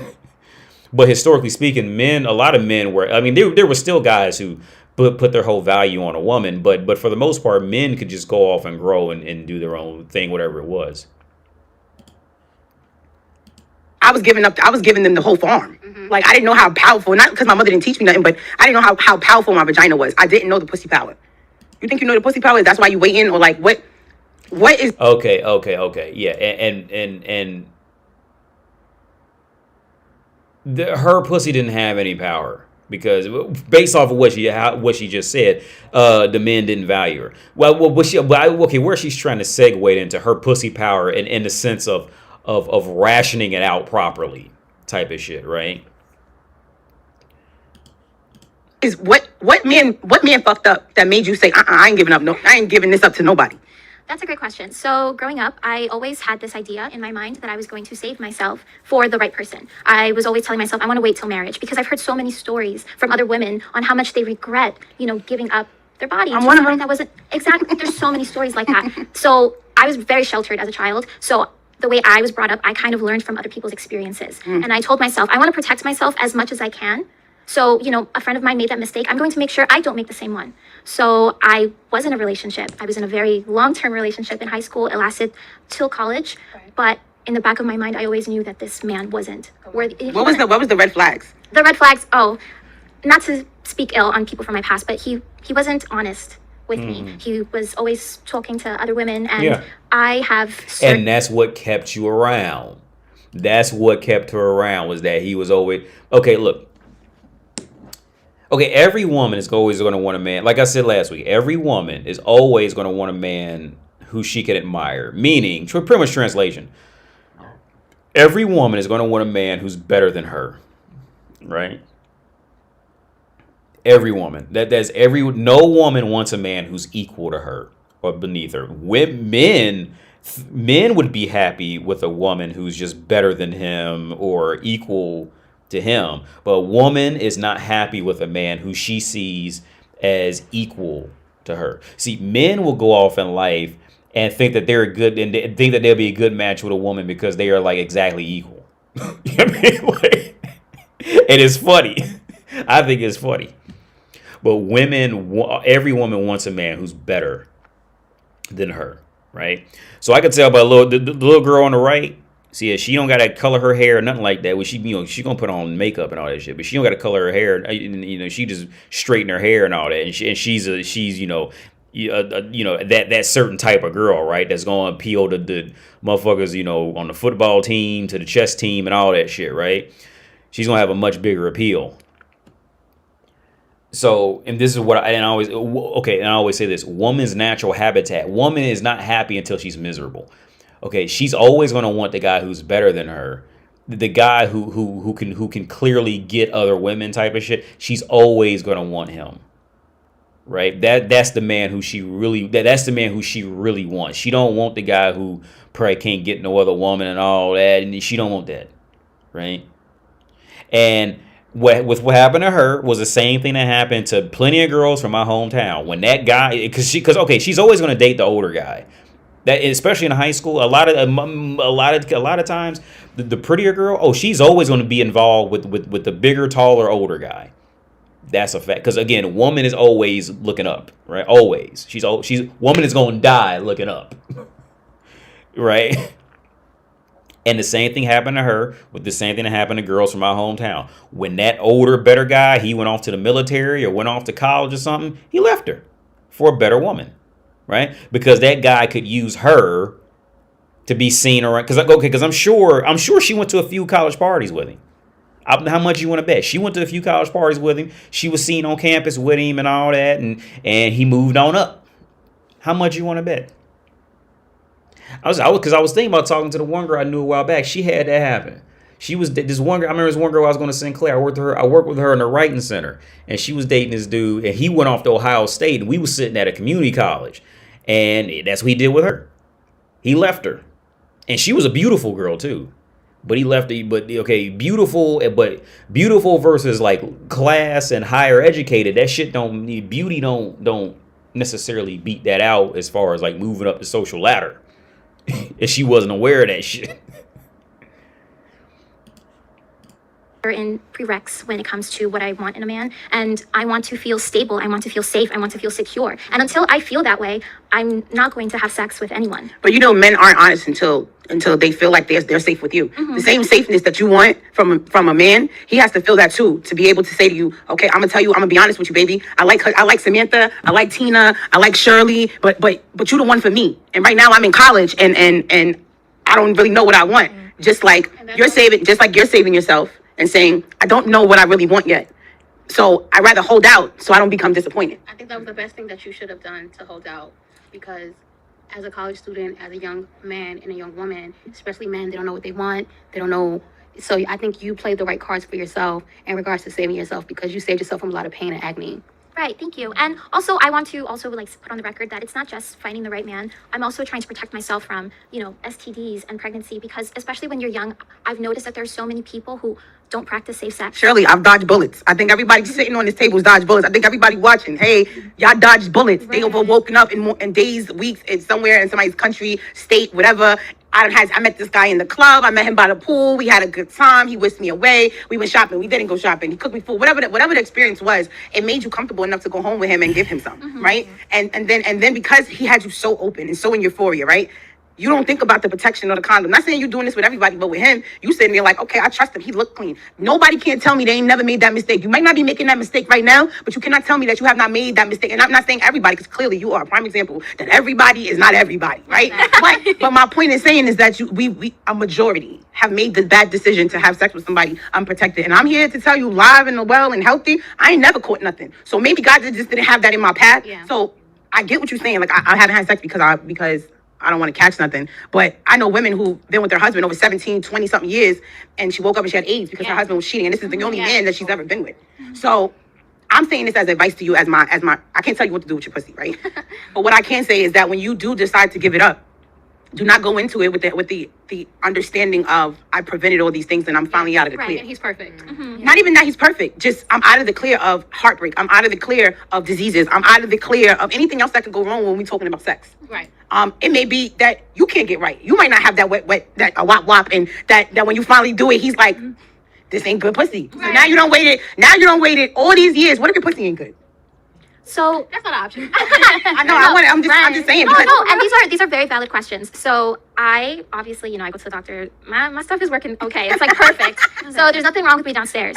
However, when you practice safe sex, it's when two people are consenting, two consenting adults, you're going to enjoy it. So obviously when there's enjoyment, biologically there is an erection, there is lubrication on the part of the woman. So I feel, I know that when I finally start doing it, I'm going to enjoy it. And so is my man. But I want to make sure that I put myself in a position where, are you ready to handle like the cons of sex, which is you may get a man that is working for a few years, and sometimes men, y'all know what I'm talking about. It don't get hard sometimes. And sometimes it's kind of small.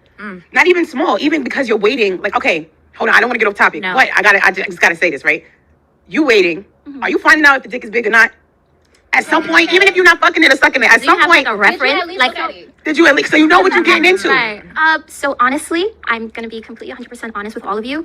I don't really have a preference on size. Right. Right. Shirley! Well, that's the thing. Most women don't. Yeah, and that's the thing. Most women don't. Most women, if you really, most women don't care. That's a thing that men are into with the whole what's the size of it shit, like that size of boob, size of butt. Now some women are in a certain size of dicks, but most women whoever dealt with and talked to, most women really don't. It's nowhere near the big deal that men make it out, and it's the same thing the other way around. I think it's the same. But real quick, let me read this. Mo, I read about India. Yeah, let me read it again. Yeah, I read it earlier. I didn't know if you want me to say your name or not, but yeah, I read it. You talking about how India has very poor transportation, has a lot of languages. Yeah, and England was able to take over because the king and queens used greed amongst them. Yeah, and Britain tried that. Britain tried that shit with the Native Americans at first, and it didn't work. They tried to go in there and say like, hey man, like we give you a job in our country in order to get like deeper hooks in them and make them do what they want to do, but the Indians didn't fall. The Native Americans didn't fall for it. But yeah, Mo, what I said about that at the end, the only part that I feel comfortable enough to speak on, because every time I would get any information on India, it would kind of be like side information from like another task I was on at the time or another area of a book, but it just kind of like came up in like brief points. But what I said about your question, well, you're not quite. So what I said about your statement was the little bit that I got from it was that they not from your statement but in my own life was that it's a shitload of languages there, which is always going to, in my opinion, that's always going to slow down development in some form. And back in those imperialists, because Britain tried. I'm pretty sure Britain, they initially wanted to just take. Well, they always going to want to just take whatever the fuck they see when they get there. But I think by this point they had realized, okay, like it may not work to just go in there and do it like that.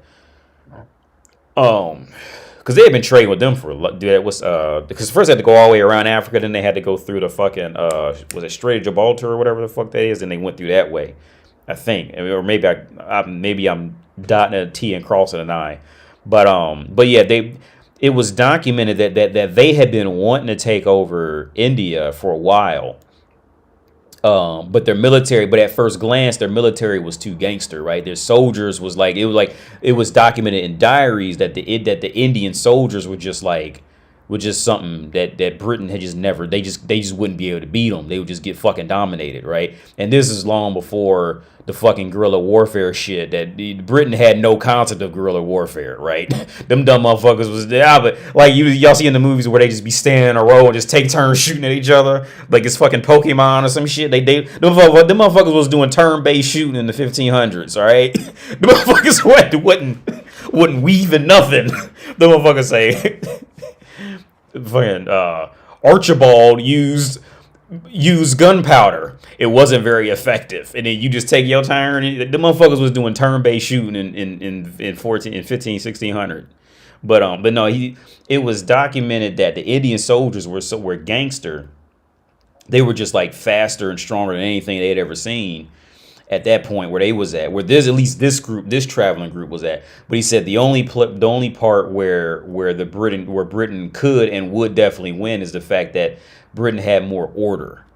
They were more structured than now. Again, this is just coming from brief snippets of shit I was able to put together. So I don't feel comfortable to say that was a guaranteed fact from my perspective. But that's what I was able to put together. Again, I'm still waiting on one book, and I haven't started the other book yet on what Britain did to India. Oh, Easy, what's up, Easy? Peace. I meant to write you before, but thanks for tuning in, man. Wow, it's like a screenshot of a clown.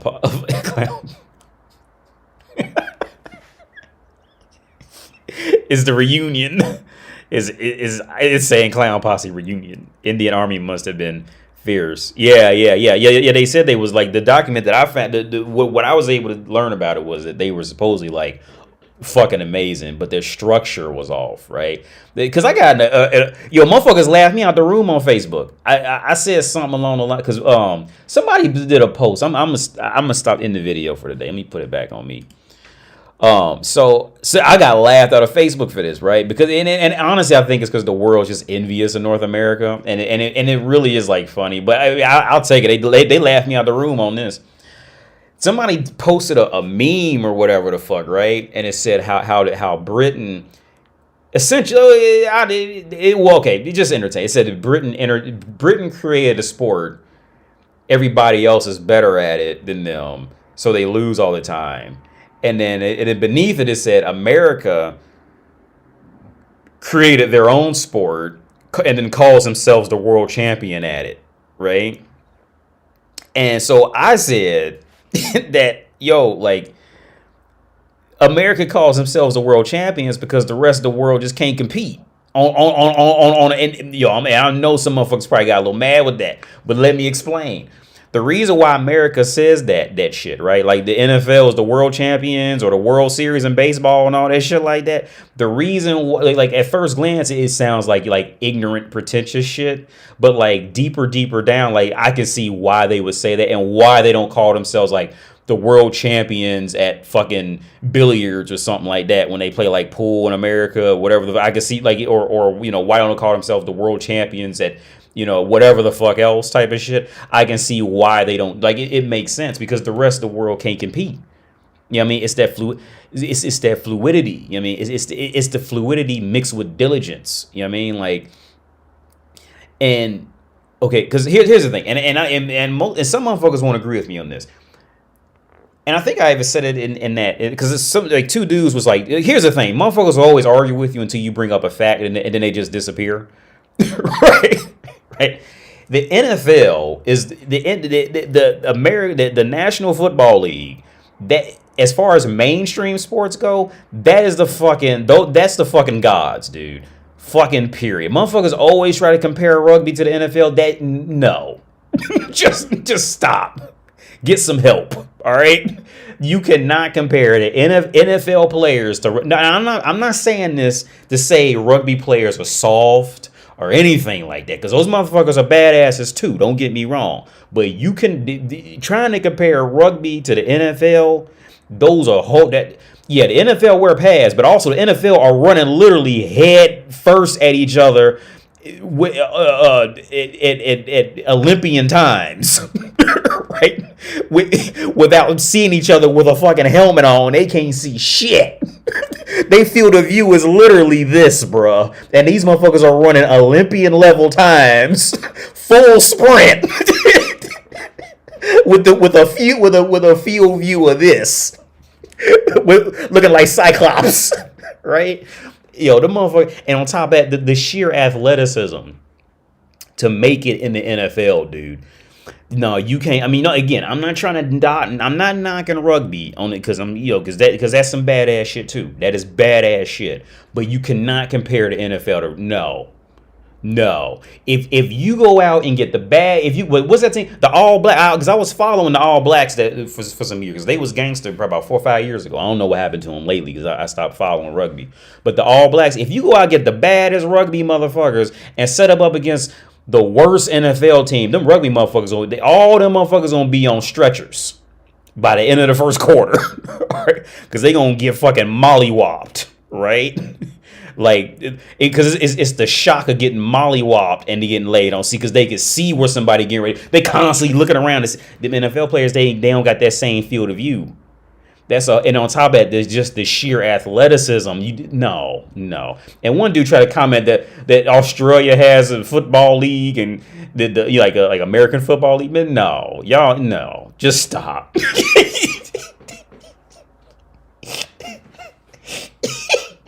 And motherfuckers love football. They love soccer.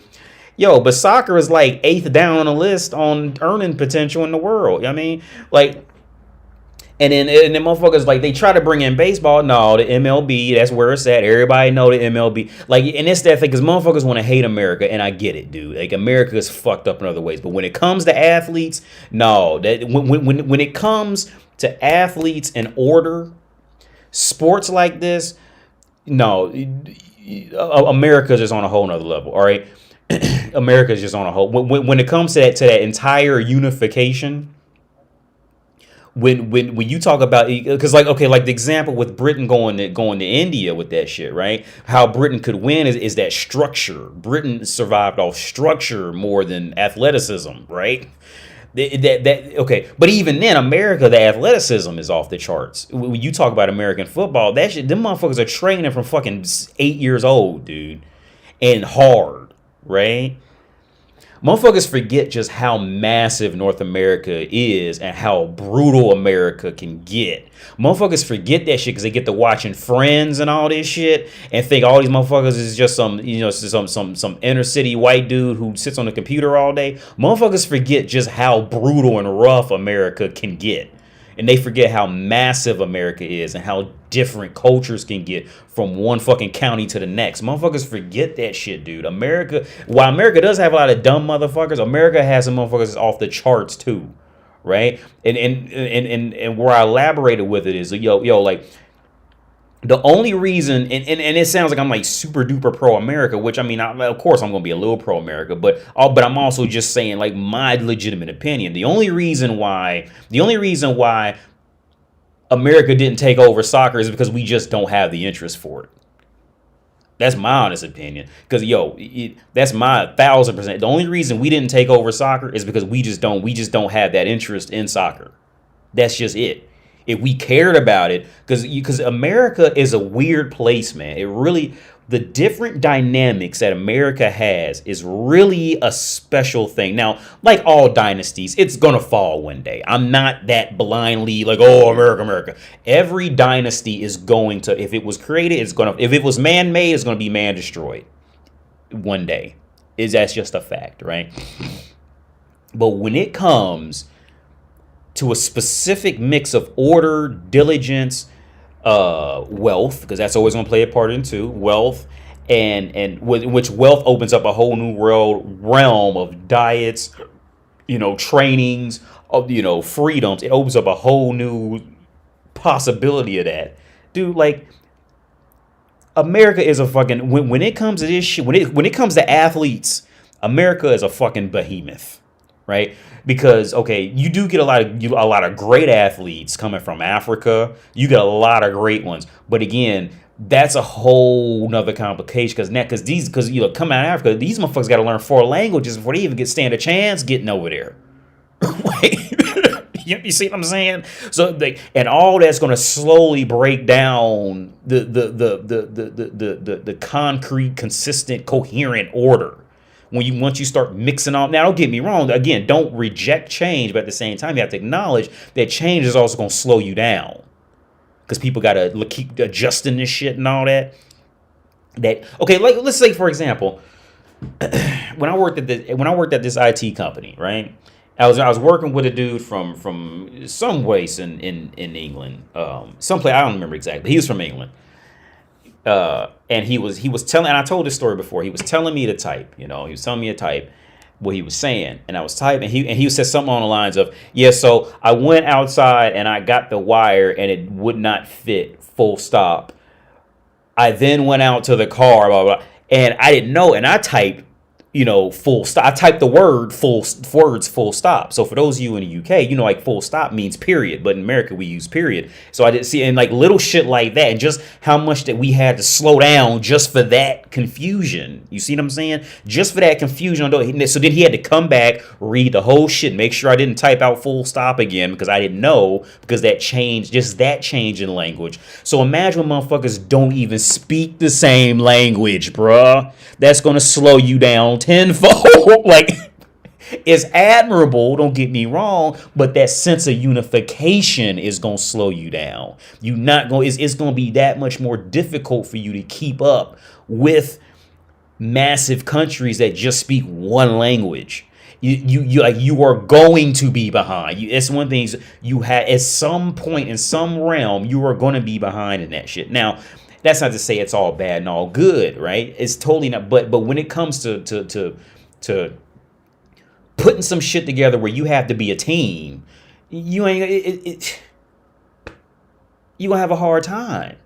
Because what happens in countries? Once you get these countries, like let's say like one country that has a ton of land, I'm sure India has the same problem. Once you get these countries that have like more than 3 languages in one country, what's gonna happen? What's gonna happen politically? Whoever's gonna run for president, mayor, whoever's gonna look for votes, they're gonna look up who speaks the one language the most and put all their campaign in that language and alienate all the other people who don't speak that language. See, this is why politics gets fucked up in these areas. Because they don't know they can't get the language through, and politicians everybody who's going to be in politics is going to use that to their advantage. This is why I mean it's an admirable skill. Don't get me wrong. I'm not saying you shouldn't learn more than one language, but this is a consequence of it. This is what happens, and I'm sure India has the same problem because they have like one of the most language dense countries in the world. I'm pretty sure. So I'm sure they have the same dynamic, right?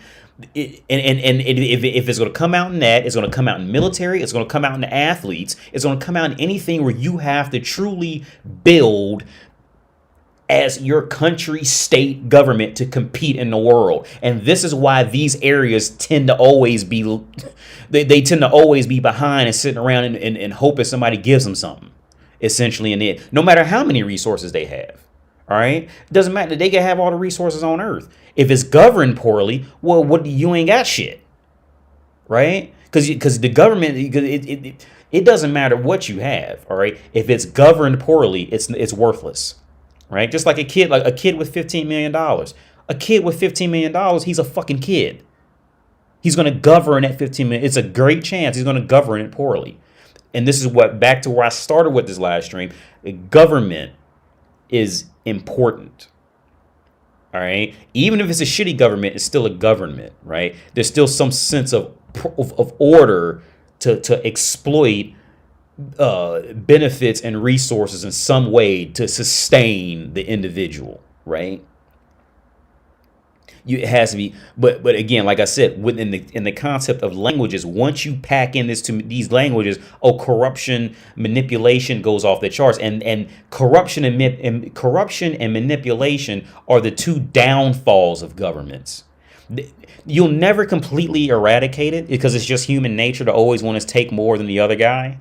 You're always going to have this dynamic. You're never going to get that completely out. But that's another reason why the American Constitution literally gets fucking plagiarized by other countries trying to mimic what we got, because they're trying to mimic our system in separating the power. You have to, and this is why another reason why communism doesn't work is because you have to separate powers so no one person has too much control to take everything over. You have to separate the powers to lower the chances of manipulation and corruption. That's what America's figuring out. I'm not saying America's doing an absolute, totally great job. You'll never completely get rid of manipulation and corruption. You'll just never. As long as humans are humans, you're going to have it, right?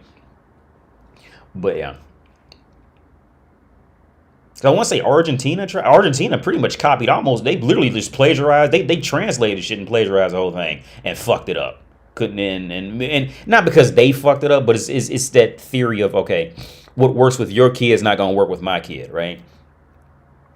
Like so here's the thing. The easier way to explain how a government's perspective on the country is the equivalent of okay, this flat is my country, right? My home, like your home is your country, right? So let's say you married with 3 kids, right? And your home is your country, and you're the man of it, so you're the leader of it, right? So what do you do to make sure everybody's happy? Well, you could give everybody what they think they want and buy all the kids their own PlayStation 5, buy the wife a new Maserati, but you buy a house, but your budget is only $3,000 a month. So do you go in debt to go out and give the people what they think they want that's always going to be temporary happiness? Or do you stay the bigger man and look out for the better good? While your kids sitting up saying, but Dad, I was really nice. I ate all my food and I said thank you. And I got an A on my report card. I deserve a PlayStation 5.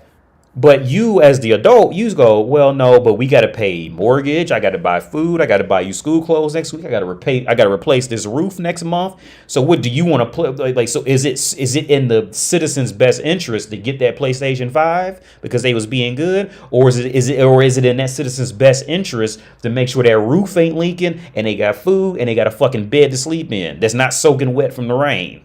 Which one's in that person's better interest? That's what government is. Here's the thing. The typical citizen is the 16-year-old. I don't care if he's 45. I don't care if he's 55. I don't care if he's 75. I don't care if he's 90. And the dynamic between government to system, the typical citizen, regardless of age, is a 16-year-old. I think it was Aristotle. No, not Aristotle. It was Socrates. Was it Socrates? That's why they killed Socrates.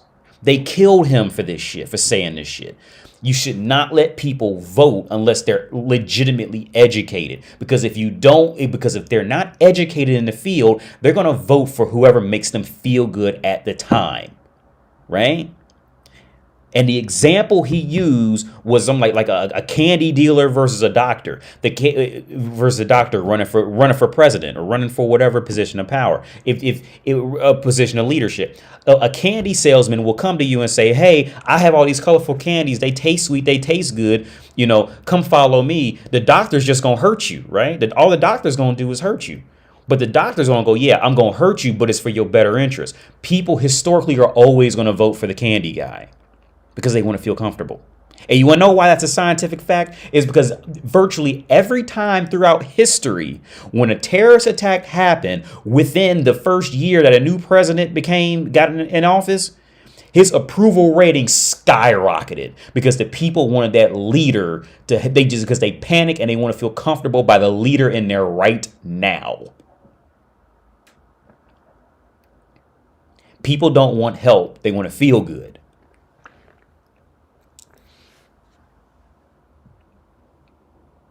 PS5 all day. I don't need no roof.